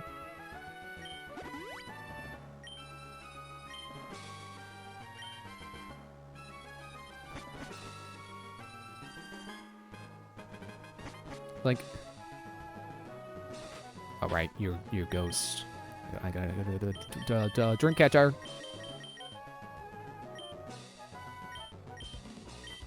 Like, Nintendo Capri Sun has recently been doing vlogs where he tries to talk about. It was originally he did it when he turned 40, and he was trying to like recap every year of his life. In I think it was supposed to be an hour, and then that didn't end up happening. But now he's just talking about stories as they come to him, rather than trying to lay it out in chronological order. Also, he's 50 now, so it took him 10 years, and he didn't finish the 40 years vlogs, but he's doing the 50 now, and they're great. And one of the things he talked about was this moment where I think he said he's at like the dinner table, and he's talking real loud, and his dad like gets up in his face and he goes, you know, you got a real loud voice, you know that? And he says that he thinks that moment like changed him, that he kind of realized, maybe even recently realized, that thinking back on that moment, he thinks that maybe that moment made him become, like, he was more talkative as a kid, but then he feels like after that moment he became an introvert. And I kind of relate to that, you know? Like, I never had someone shout in my face about it, thankfully. And I feel really bad that happened to Tim. But I feel like I can relate to that on the level of, I was pretty talkative as a kid too, and I was told to shut up all the time. And I think eventually it did just sink in, like, yeah, people don't want me talking, so I should just stop talking. And of course, doing, you know, content like this, I have to talk, so are you kidding me? Oh yeah, you just eat your berry. Oh, smug, you're eating. Director said eat a berry. It makes you look even more like an a-hole. So yeah, I connect to Tim with that moment of like, yeah, I feel like kind of the same, not literally the same thing, but I feel like a similar thing happened to me where, like, being a talkative person and then some, you know, people telling you talk too much or you're too loud or, you know, just shut up. It wears you down, and eventually you just, as you grow up, you grow out of talking so much because of that experience of being told to shut up. I think this Dusclops trailed me off my train of thought. Obviously, doing commentary is different. I can still kind of conjure that talkative kid. As like, I've said, I have the gift of stream of consciousness. So I can still kind of, I still have that talkative kid in me. but, you know, I definitely relate to that idea of having those experiences as a kid that make you grow up and just not want to talk because people kept telling you to stop. So, okay, fine. I'll stop.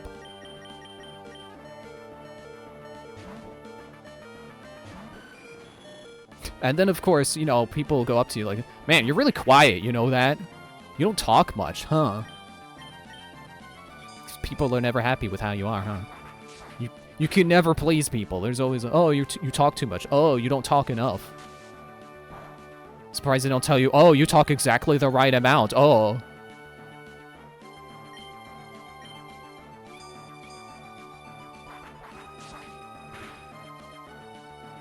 But anyway, I hope that wasn't too, like, deep of a subject or whatever. To basically say, yeah, like, it's sometimes what they talk about helps you grow a better connection with them. Oh, that's what happened. Was that what happened to Surf? Did Bayonet make me lose all of my Surf? Oh, shoot. I can hear the cat in the hallway again, and it reminds me of that cat video of the cat. Like, it's a video that shows up a lot in cats talking compilations, where it's like the cat sounds like it's going like, I go meow, I go meow.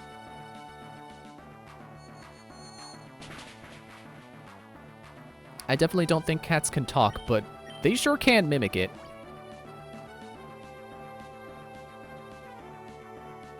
They definitely don't know what they're saying, but they sure do sound like they're saying something sometimes.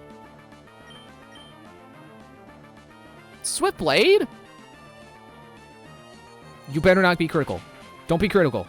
Don't. Thank you.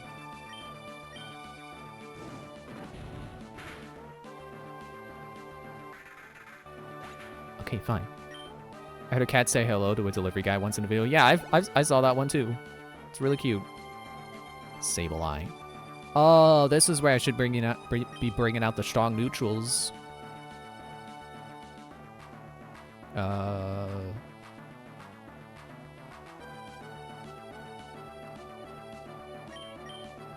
Schifozoa, because I need your experience to go up. Number, go up, please.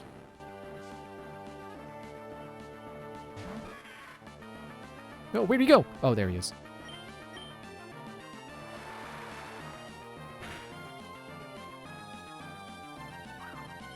I like the one cat video where they're in the... They're getting a bath. They're getting washed with water. And it sounds like they're going, I'm cold! I'm cold!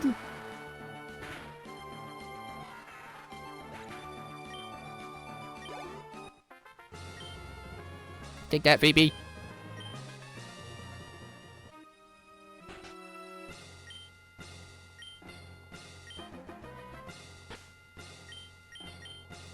It's not a video where it's a cat that sounds like it's talking, but there was one cat video I saw recently that I can't stop watching. I keep rewatching it, where it's just a cat being held up to someone's like doorbell camera, and it goes, Mah! And there's I don't think the original version had an echo on it, but the version I saw has an echo on it, and it just makes it funnier. It's like an 8-second long clip, and it has build up to the cat. And then when it happens, it's just like, oh, there it is. It's the only thing said in the video is meh.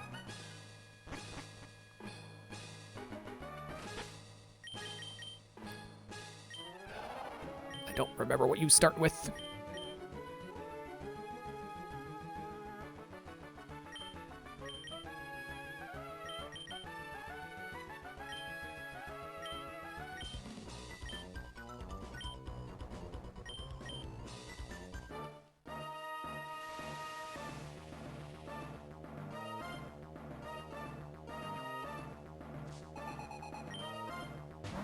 Celio!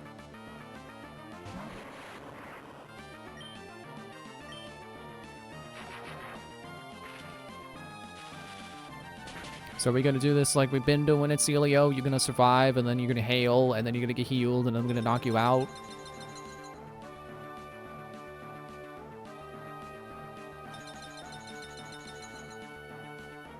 Pelted with the hail.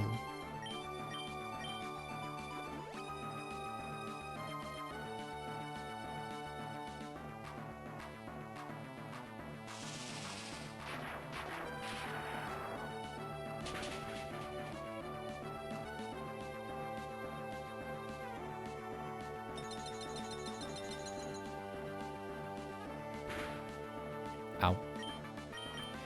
I also really like the videos of cats where their meow is different between when they think they're alone and when someone is, like, when they know someone's there. Like, the videos of cats, like, when their owner is gone and they're meowing like, meow, meow, and then they see their owner and they're like, meow, meow. It's hilarious. It's definitely proof that cats are mimics. Or, you know, manipulators, at least. They definitely know what they're doing with their meowing. They mimic what they think is correct.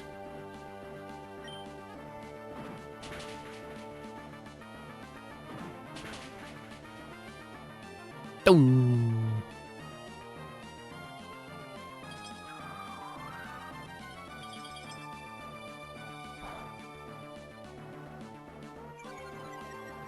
Oh, okay.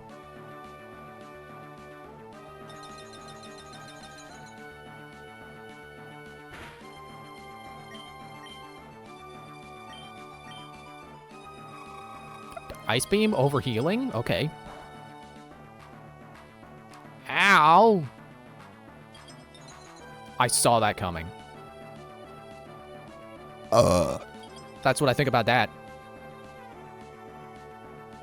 Okay, you reset to hail, and I reset my heal, so you get it. So there's an HP and status of Pokemon.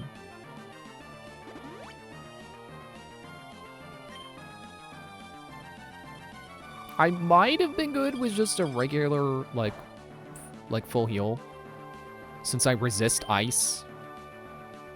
And I'm high enough level where resisting its ice means it barely does anything. I'm gonna bulk up. I'm gonna bulk up.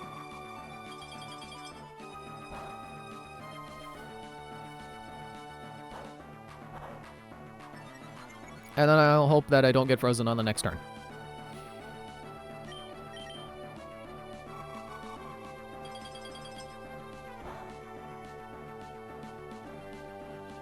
Okay, good.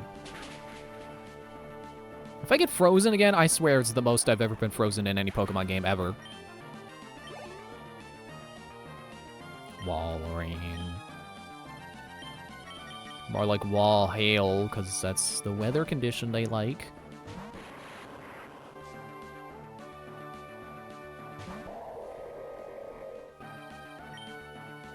Start with a thunder or a shockwave.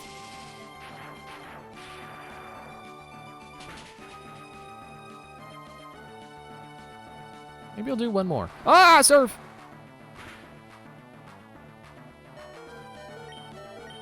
Oh, Thunderbolt.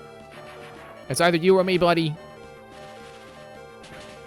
Go, go, go, go, go, go, go, go, go, go, go. Yes! I'd rather be frozen in this hot weather.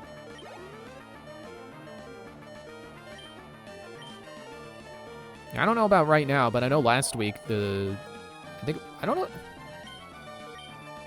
At least where I live was hit by a heat wave. Which was, bad timing because a storm knocked the power out in like half of New Jersey. Ah, Blizzard! Not the people who made World of Warcraft, no!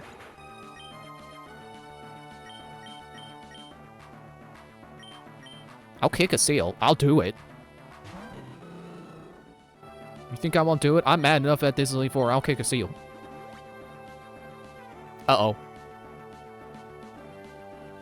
Yeah, the power was out while there was a heat wave. Which, silver lining, the power company did have a statement that said they were prepared for, you know, technical difficulties because of the heat wave. Oh, good, I outspeed you. Okay, good. So they at least already were set up to have to deal with outages. But because it was a storm, they also needed, like, tree crews and stuff, so it wasn't restored right away, but it sounded like they were more prepared than they possibly could have been if there wasn't a heat wave. How dare the WoW devs take out my electricity?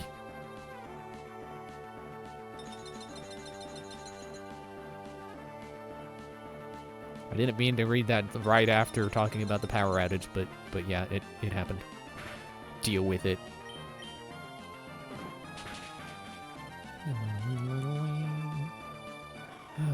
I am looking forward to new music in Diamond and Pearl, just because I've been playing this game too long. I've been playing Ruby, Sapphire, Emerald too long. I'm ready for new music. I'm ready for a new game, even if it possibly will be a more difficult and slower game.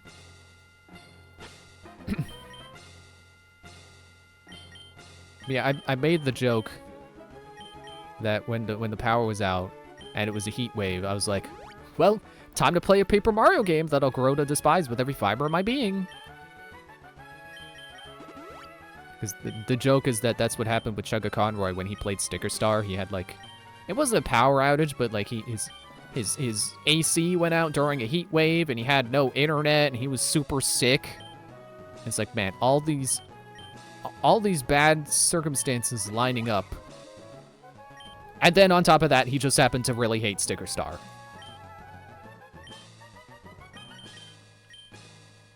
And, you know, not to be like a gossip or whatever, but, like, I definitely think that experience has overly tainted the game for him. I feel like if he had a better first experience with the game, if any one of those things that happened while he was playing it for the first time didn't happen, I don't think he'd hate it as much as he hates it right now.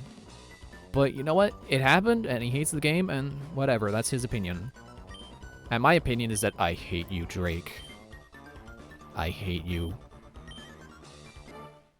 I wish I could sweep you with Moondrop again. If I could trade with myself, I would trade Moondrop into this game, and I would obliterate you. Okay. Let's not get distracted from our... okay.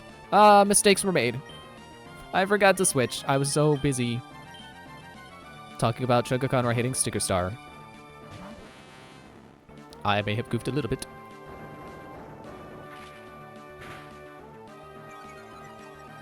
Not my speed, I need that! You bozo! Fine. Wait. I was gonna switch over to the battle items tab. That's not this game.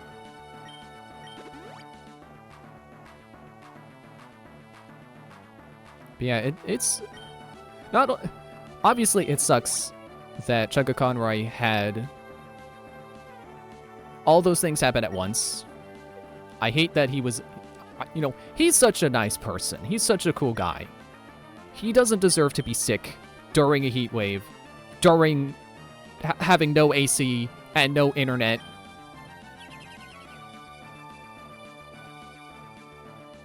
So, on top of that, it also sucks that one of his favorite franchises put out its first truly not good game. You know, first game where most people agree it's a bad game. I think that was Super Paper Mario, but that's besides the point. So he really needed Sticker Star to be good, and it wasn't, and I think that's also... I mean, I think he's even said, "Get him! Get him, Skifrasova! Go, go, go, go, go, go! Yeah! Suck it, Flygon! Suck on a big old lollipop. You know those big old spirally ones that they got at the candy store? Go buy one of those and suck it.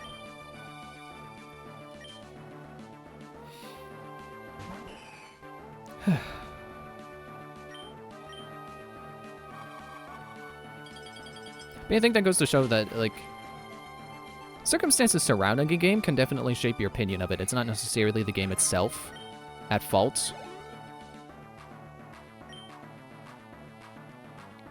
Alright, here we are, Kingdra. No weaknesses that I have. Only weaknesses Dragon. All I can do is out-neutral it.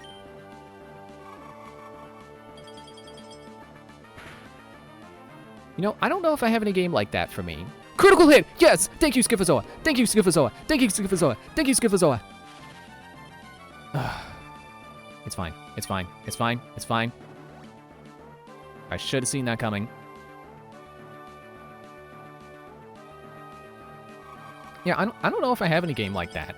I don't know if there's any game where the circumstances around which I played it make me hate it. Or make my opinion of it more negative than it might have been otherwise. I know there are games that I like less because of the circumstances, but I don't know that I hate a game more because of the circumstances. Like, there are games that I don't want to play because of memories associated with them.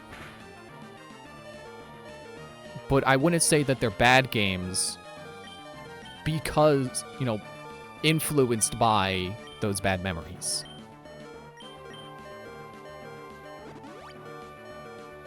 Like, I don't... Honestly, I can't get behind Final Fantasy VII anymore. I played the remake a while ago. Oh, thank you. Thank you. And I fully intended to play the other parts to the remake, because I did like the remake. Thank you. Thank you for being lovely, Kingdra. But I just... I'm not going to get into details, but negative association with Final Fantasy VII now, so I don't want to. I don't blame the game. I'm sure it's good. I just don't want to play it. It's about to use Salamence.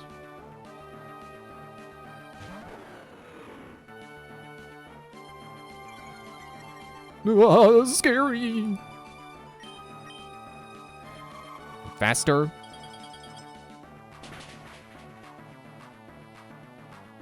Yeah!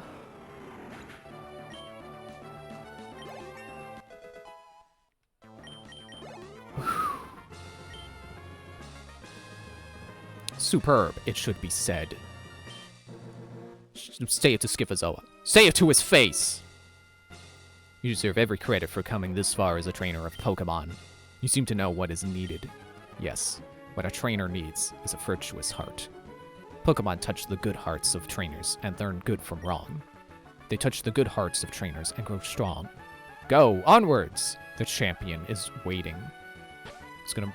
I was gonna read that as awaiting. That's not quite right. Which is why I may have paused a little bit. Hang on. I just need a bit of extra water after that.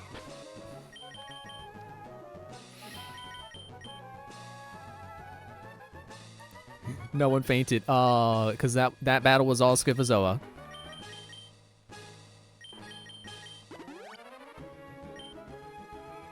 Alright.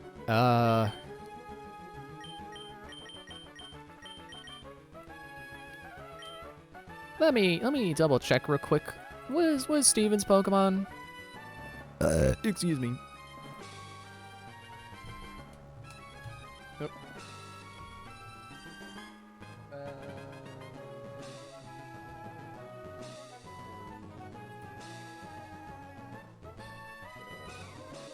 I'm behind the microphone now. Moving forward. Okay. Oh, it's not Steven anymore. It's Wallace.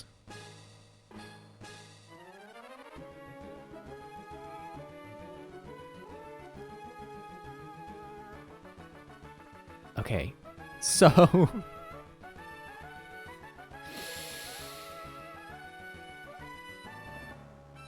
if only I had Swiftblade in Sapphire... and what did I call my starter in that game? If only I had the grass starter in this game. Sid, right? I called him Sid. If only I had Sid in this game, because Wallace is water. So, not good for Swiftblade.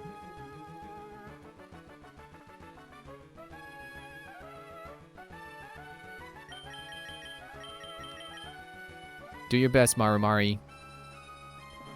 If I lose, I'm gonna be sad. Just sad.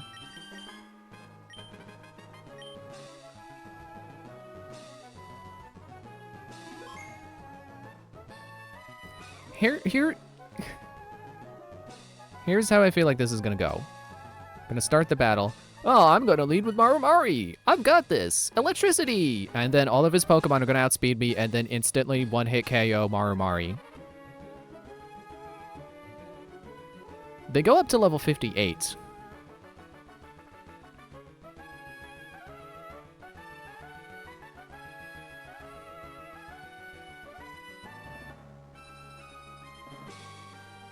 Sorry, I'm just looking at them again. It's like, I don't...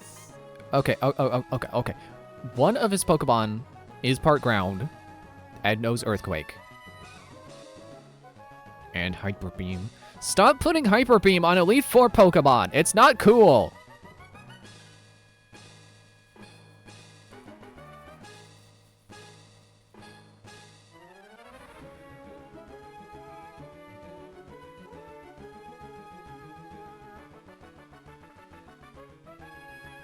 I'm just trying to think, what is my backup plan if Marumari gets knocked out? And the answer is Dreamcatcher. How long will she last? I don't know.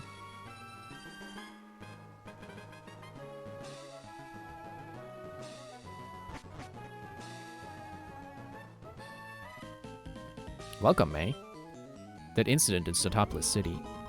That was superb work putting an end to that crisis all by yourself. Was I really alone? I mean, kind of, but like Archie and Maxie were there, right? And Steven a little bit. Oops. It wouldn't be fair to say that you were alone in the end, and you alone ended the crisis. You overcame that difficult situation by working as one with your Pokemon. Yeah, it's the speech they like to give. Oh, you're not alone. You have your Pokemon. We trainers raise Pokemon by giving them items and by teaching them new techniques for battle. But we ourselves also learn many things from Pokemon. And this is where your achievements are put to the test against what others like you have achieved. Now, who can most elegantly dance with their Pokemon in Hoenn? Show me right here and now!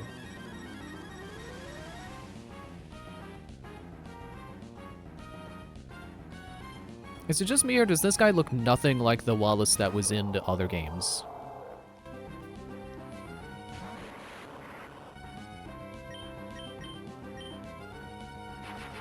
Okay, well, I shouldn't be surprised that you outsped a Wailord.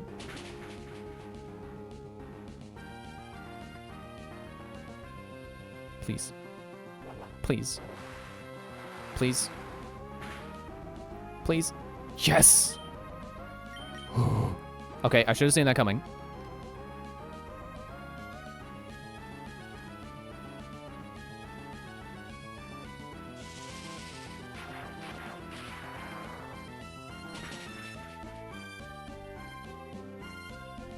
Bit more damage than I expected, but I will take it.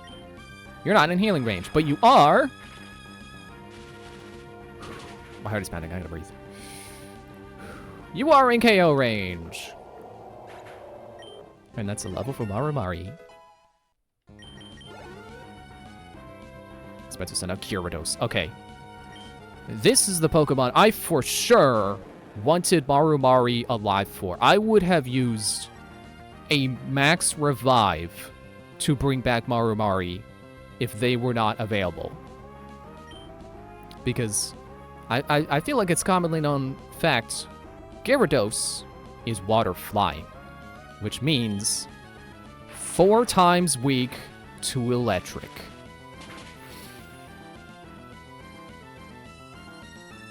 Get out of here.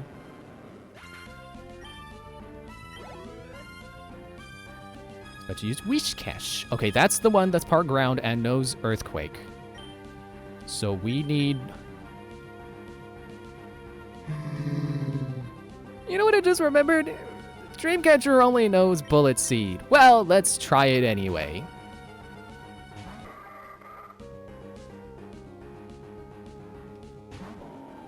It's better than electric, I can tell you that, because you may already know this. Ground is flat out immune.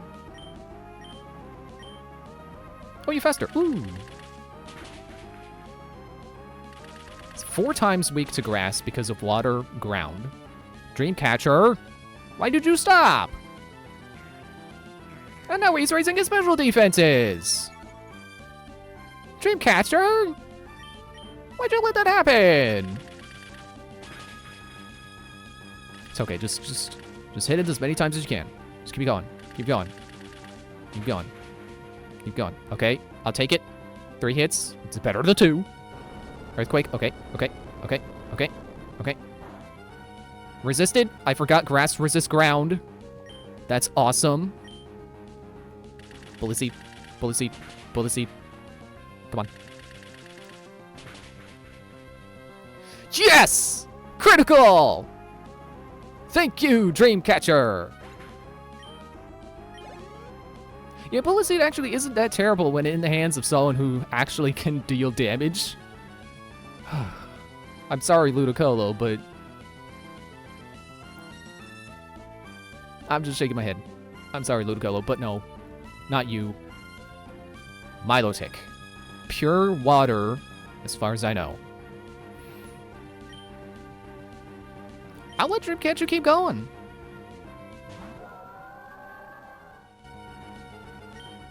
Maybe I shouldn't. I think Milotic knows ice moves. Let me pull the page back up. Ice Beam. Oops, I'm sorry. I'm sorry, Dreamcatcher. Can you at least outspeed it? Ah, I'm sorry.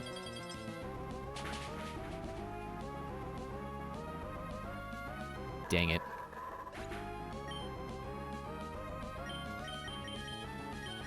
Marimari. Now, Milotic is probably a really powerful Pokemon, so I don't expect to outspeed it here, but if you can take at least 1 hit, please, Marimari. Okay.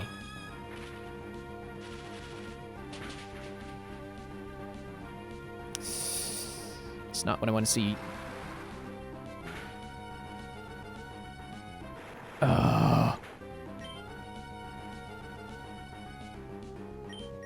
Okay.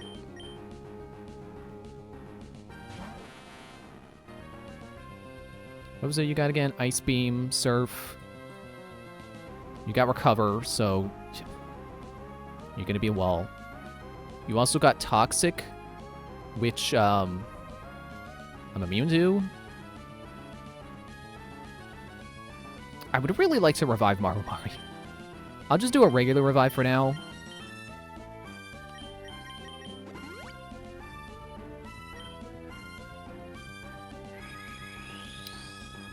I hate you.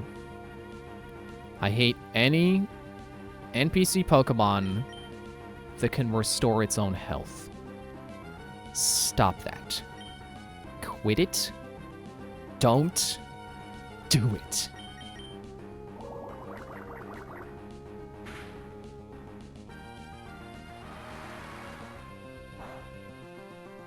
Okay. Good. Good job, Skipzoa.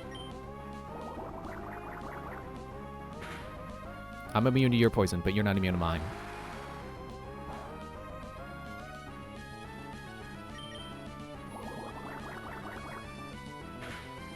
Come on, get the defense down.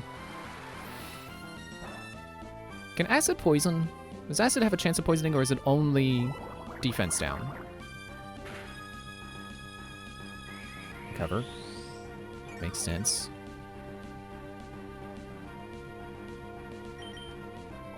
If I can at least get the special defense down. Or is it regular? Is it physical defense down?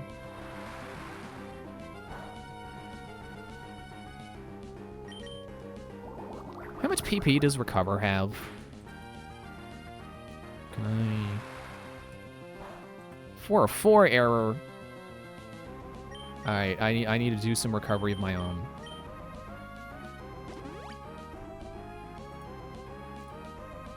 Hang on. Going to the wiki.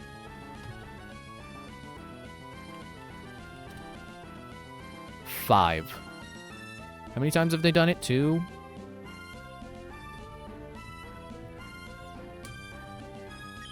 So Schiphazole is not trying to beat Milotic. Schiphazole is outliving Recover.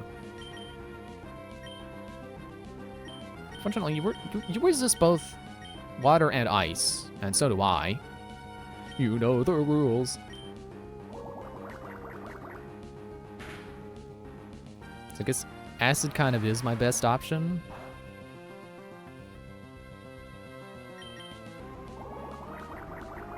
Especially if I get the defense down, because that is... Acid is physical.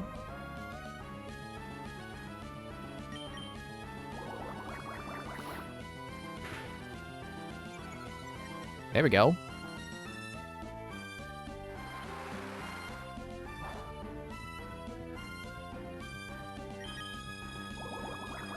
What does he have left?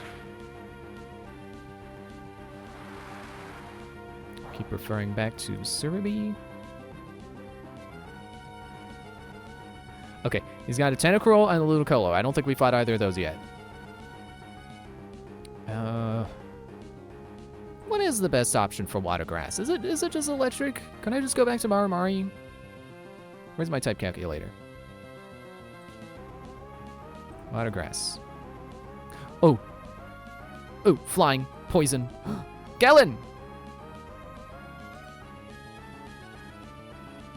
Man, I really should have got Gallon up to level 50. I could have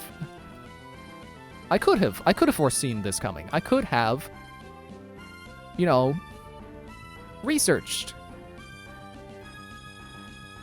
And then there's a Tentacruel. Water poison. And don't you just love how I have Earthquake on Swiftblade, and I have not used it in any of these battles, at least. I have not used it against Elite Four. Okay, is that Recover 4?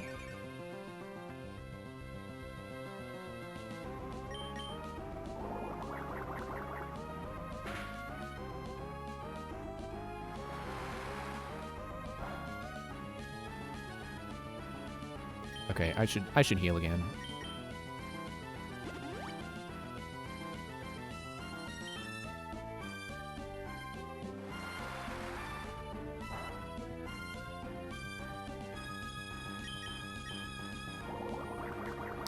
I wonder how much PP Surf is on right now. That's only what, 15 PP? Yeah. If you start dishing out ice beams, I'm gonna be suspicious. Okay, I think that's it. I think that's all the recovers. Not even a full heal.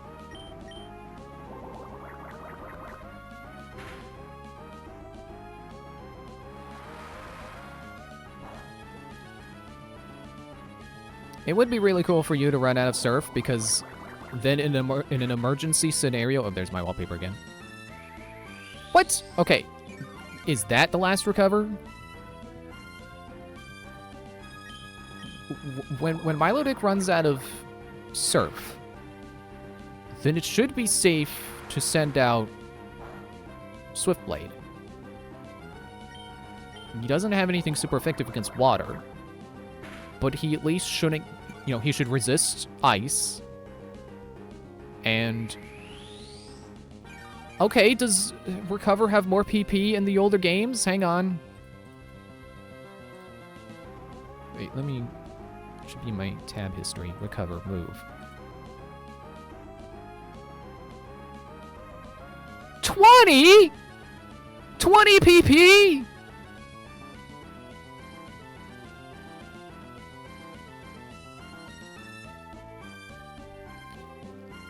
And it took them until Generation 4 to realize, oh, hey, actually, this is awful.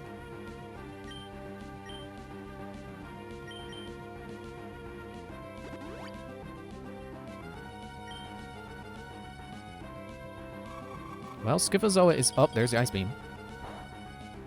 You resist that too. Scyphozoa is my highest level Pokemon. So, really... This is the best I can do!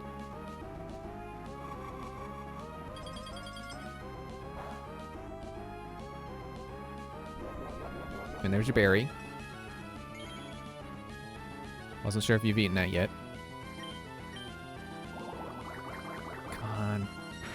Come on. Yes! Yes! Thank you, RNGesus. Wait. Am I seeing things, or did that barely give any experience? Did that experience bar barely move? Also, you know, just in case, I'm just a little paranoid right now about the power going out. Ludicolo. You're with the poison. I just keep Scyphozoa out, keep acidating you. I could also bring out Steel Wing. Emergency Scenario Gallon.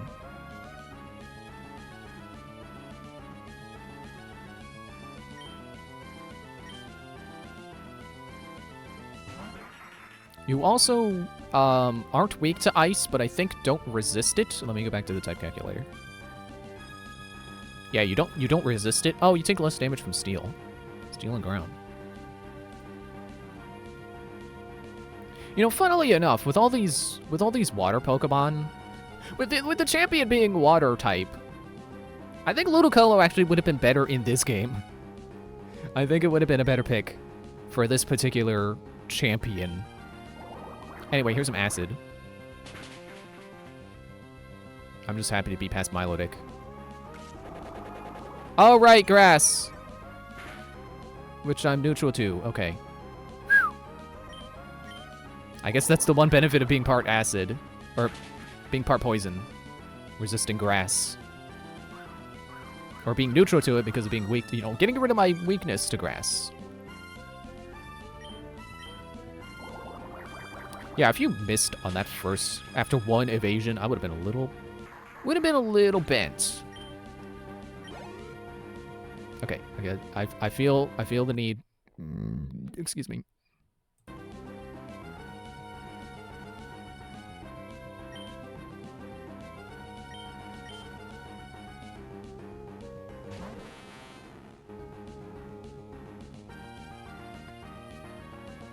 Wait, I forgot what I'm doing again. Water poison, ground electric, psychic. Worst case scenario, Swift Blade, earthquakes. What are your moves?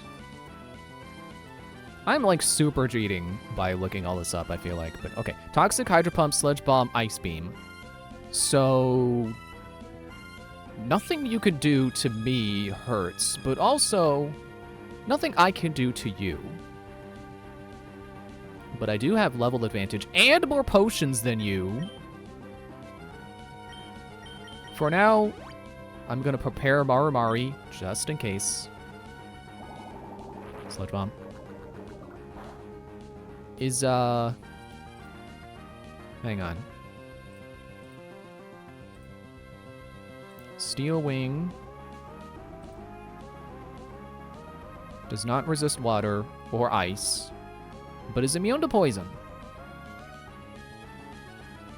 And would you know, flying would be neutral damage. So we could neutral each other if I wanted to bring Steel Wing out.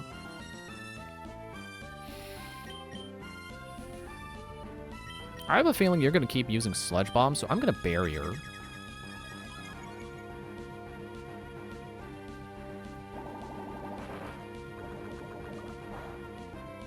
Man, isn't it interesting to have this fight, this Elite Four, this game, Oh, right. Hydro Pump has... That's the low accuracy one. How funny it is for this game to end with Tentacruel versus Tentacruel. The Pokemon that I wasn't even sure was good because Tentacruel just doesn't get any good moves until you can teach it Surf. Like there was a point where I'm like, oh man, I don't know if Tentacruel is gonna be worth it. I don't know if it's gonna be good. And here we are. He's my saving grace. The sole reason, well, not the sole reason, but a big reason why I'm gonna beat this game.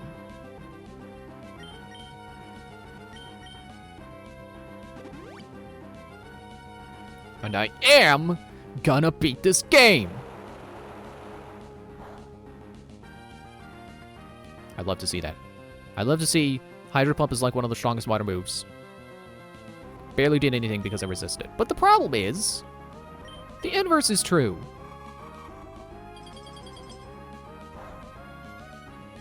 Yeah.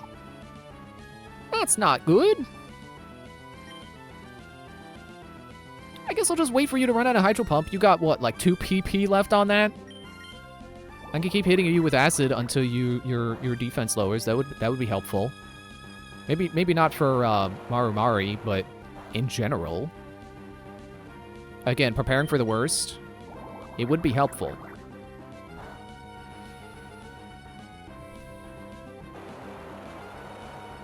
Is that Hydro Pump 4 or is that 5? It's not a big number. How did I already lose count? I just keep hitting you with acid until I run out of it. Ice Beam.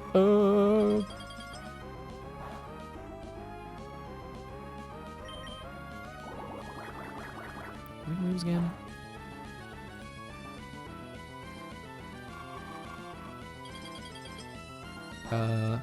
Toxic Hydro Pump, Sludge Bomb, Ice Beam. So now it's Toxic, Sludge Bomb, and Ice Beam. If I can outlive his Ice Beams, I can safely bring out Scyphozoa. Or, Scyphozoa's already out. I could safely bring out Steel Wing. So I'm hearing my cat again, and it's like, she kind of sounds like she's going... Sorry, it's not my cat. It's my brother's cat. He got recently. Her name is Bo. I don't know why it took me so long to explain that, but yeah. I'm hearing her in the hallway again, and it sounds like her meow is almost the... I go meow. She has that build up to it. She kind of meow. Anyway. Yeah, so if you're at a Hydro Pump, that's your strongest move. Not that Sludge Bomb can't be scary. Not that Ice Beam can't be scary. I still would not bring out Steel Wing if you have Ice Beam left. Oh, critical hit. Good job, Scyphozoa. I don't know if Wallace is out of potions. But he probably won't have that many. And certainly not as many as I do.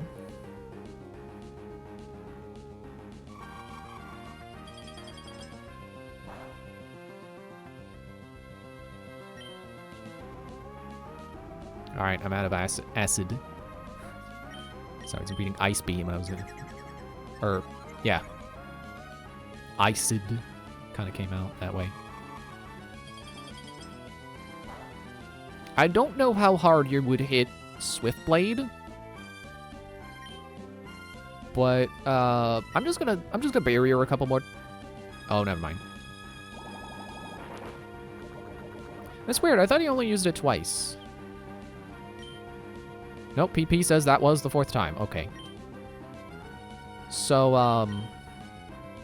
yeah, I don't know how hard you're gonna hit Swift Blade. Oh, you're the same level. It shouldn't be that hard. Especially if you decide to do Ice Beam. Guess what time it is? Guess what time it is? Tentacruel. It's time for this TM to finally be useful!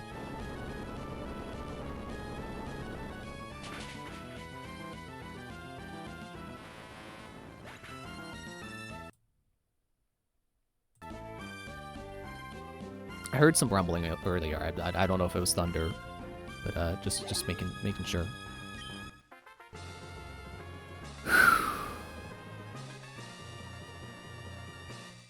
I like how that happened on the 4-hour mark. It's like, we're at time now.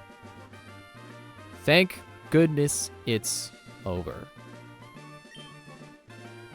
I, the champion, fall in defeat. That was wonderful work. You were elegant, infuriatingly so. And yet it was utterly glorious. Kudos to you, May. You are a truly noble Pokemon trainer. Thanks for the money that is meaningless to me because I've beaten the game now. The Pokemon you sent into battle. At times they danced like a spring breeze, and at times they struck like lightning. Yeah, you don't say. Me bringing lightning to a water battle? Who would do that? Not me. I don't have an Electrode. It was with light, yet sure-footed elegance that you led your Pokemon. Even I felt bedazzled by your masterful performance. You now stand at a glorious peak of the Pokemon League. Sorry, the, not a, the. The, Bart, the. I now proclaim you the new Hoenn region. See, this is why I can't be a voice actor. This is why I can't do scripts. My tongue is too fumbly. May, how would you like some advice before you challenge the champion? May, are you trying to tell me you've beaten the champion? See, what did I tell you, Brendan? Didn't I tell you that you don't need to worry about May? May, you finally done it. When I heard that you defeated your own father at Petalburg Gym, I thought perhaps you had a chance. But to think you've actually become the champion! Ah, yes. What's become of your Pokedex? Here, let me see. So you've seen 144 Pokemon, and you've caught 14 Pokemon. I guess you're getting the hang of it, but it gets harder from here. You know, roaming legendaries and stuff. Anyways, congratulations. Now, go proudly into the final room. May. No, let me rephrase that properly. The new champion! Come with me. I'm sorry, but from here on, only those trainers who have become champions may enter. You'll have to wait outside with Professor Birch. What? It can't be helped if that's the rule. May, way to go! Congratulations!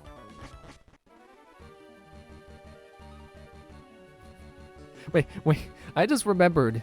We kept making the joke about, like, oh, your name is May. Oh, but it's almost June. It's halfway through July now. That's how long this took. This room. This is where we keep records of Pokemon that prevailed through harsh battles. It is here that the League Champions are honored. Come on, let's record your name as a trainer who've triumphed over the Pokemon League, and the names of the partners who battled with you. With me? For me? They did all the work.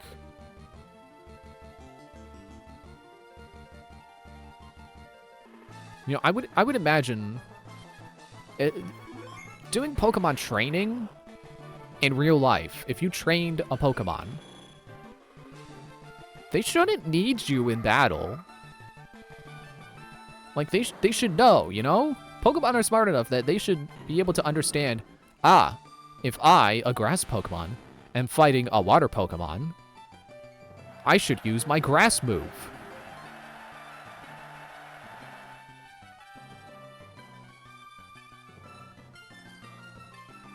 Anyway, we did it.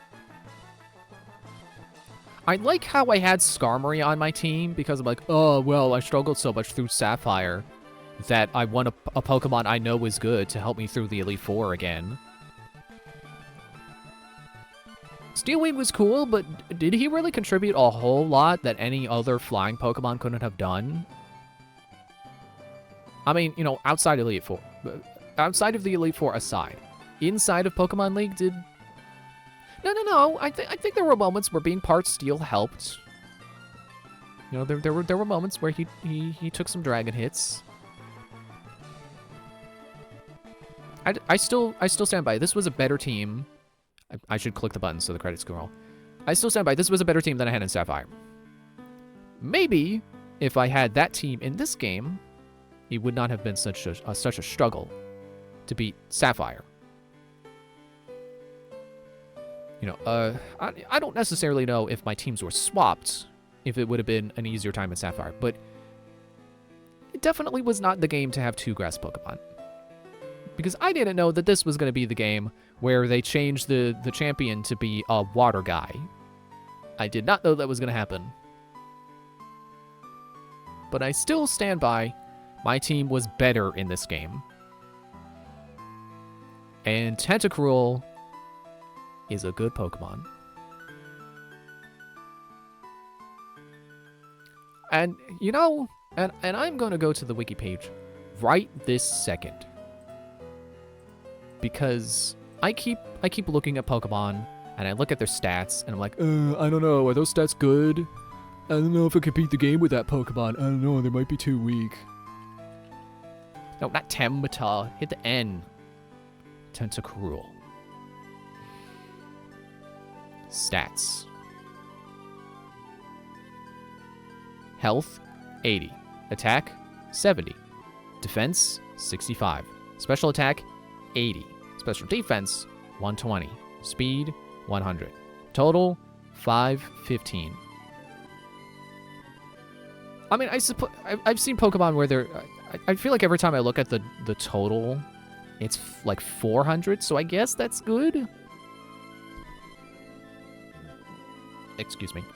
I also got to keep in mind, I had a speed nature.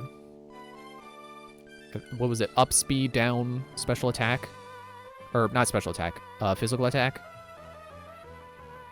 Where's my nature chart?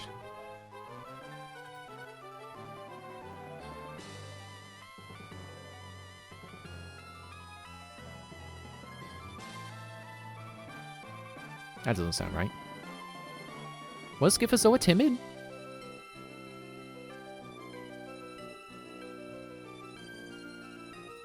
But anyway, my point being, its stats floated around 70 to 80, except for special attack and speed. And it was still, like, in the right circumstances. It was exactly what I needed it to be. You know, when I got his levels high enough... I forgot it has the giant text that says, "The end."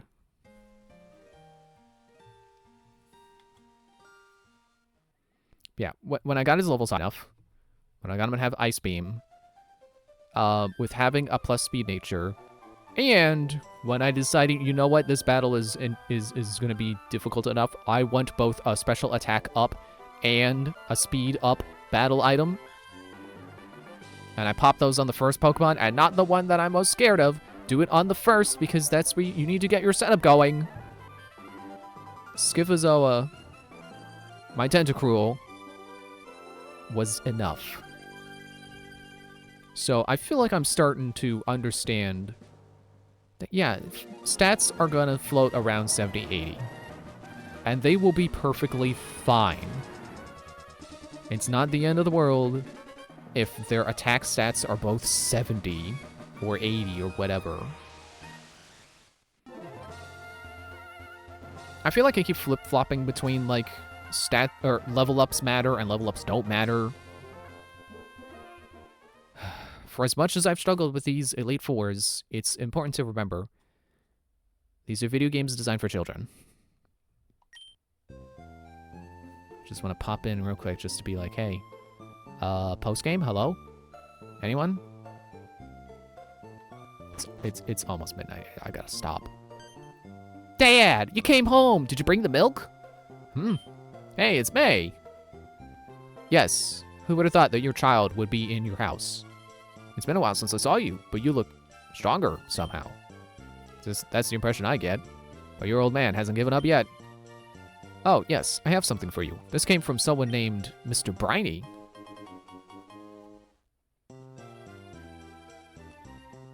A ticket for a ferry? If I recall, there are ferry ports in Slateport and Lilycove. I better get back to Petal... Oh, I thought that was Mom talking. I better get back to Petalburg Gym. Mom, thanks for looking after the house while I'm away. She doesn't have a name. She's just Mom. That dad of yours. He comes home for the first time in a while, but all he talks about are his Pokemon. He should relax and stay a little longer. Is that a breaking news story? Well, I don't want to watch the news. We're bringing you this emergency news flash. In various Hoenn locales, there have been reports of colored Pokemon in flight. The identity of this Pokemon is currently unknown. It's not unknown. It's Latios or Latios. I couldn't remember what they're called. We now return to the regular movie program. It's weird that the news knew exactly what each channel was playing at that exact moment. May, did you catch that? What color did the announcer say that Pokemon was? It was red. Well, wasn't that something?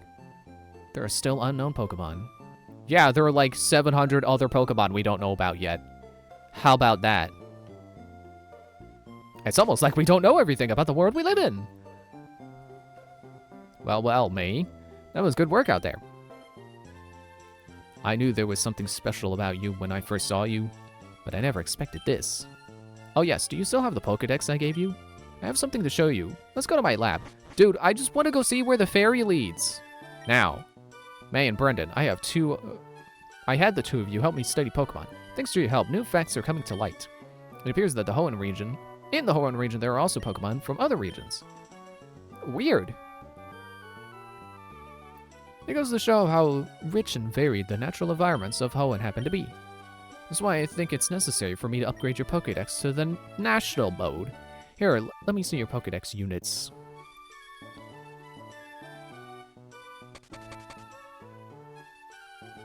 I went out all over Hoenn and checked out Pokemon. You can thank me for getting the National mode Pokédex. Yep, you're lucky, May. Whatever, Brendan. Sorry, you really had to take a drink. Okay, all done.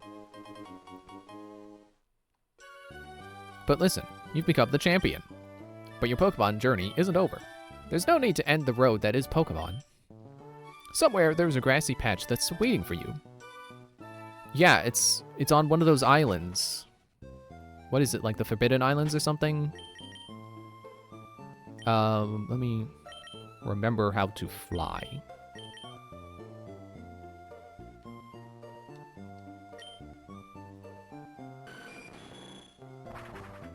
I'm not gonna do this content, but I just want to see where it goes.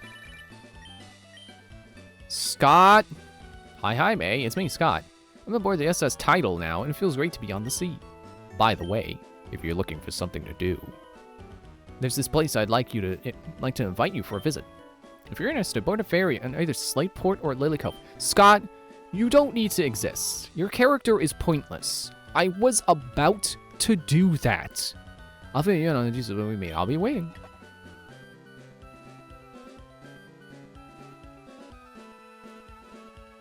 I would hope that Scott actually does literally anything valuable in this post-game, because he's done nothing so far for the entire game. Perfect, that's all you need. And where would you like to go?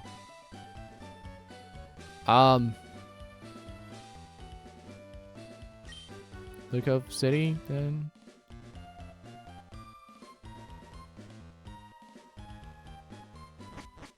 Confused, squinting. Well, hi, May. Something's come up, so I have to disembark, but I'm glad to see you. Congratulations, Lake Champion. There's a place I'd like to invite someone like you. It's the Battle Frontier! Oh, that's what this is, okay. What's the place like? What's the place like? You'll understand when you see it. No, I understand perfectly.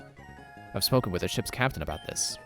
The next time you take a ferry, you should be able to sail to the Battle Frontier. Okay, May, I'll be waiting for you at the Battle Frontier. This ferry is built to plow through fast-running currents. We hope you enjoy your voyage with us. Feel free to explore the ship. Yeah, no, I'm good. I'm just gonna face the camera and save.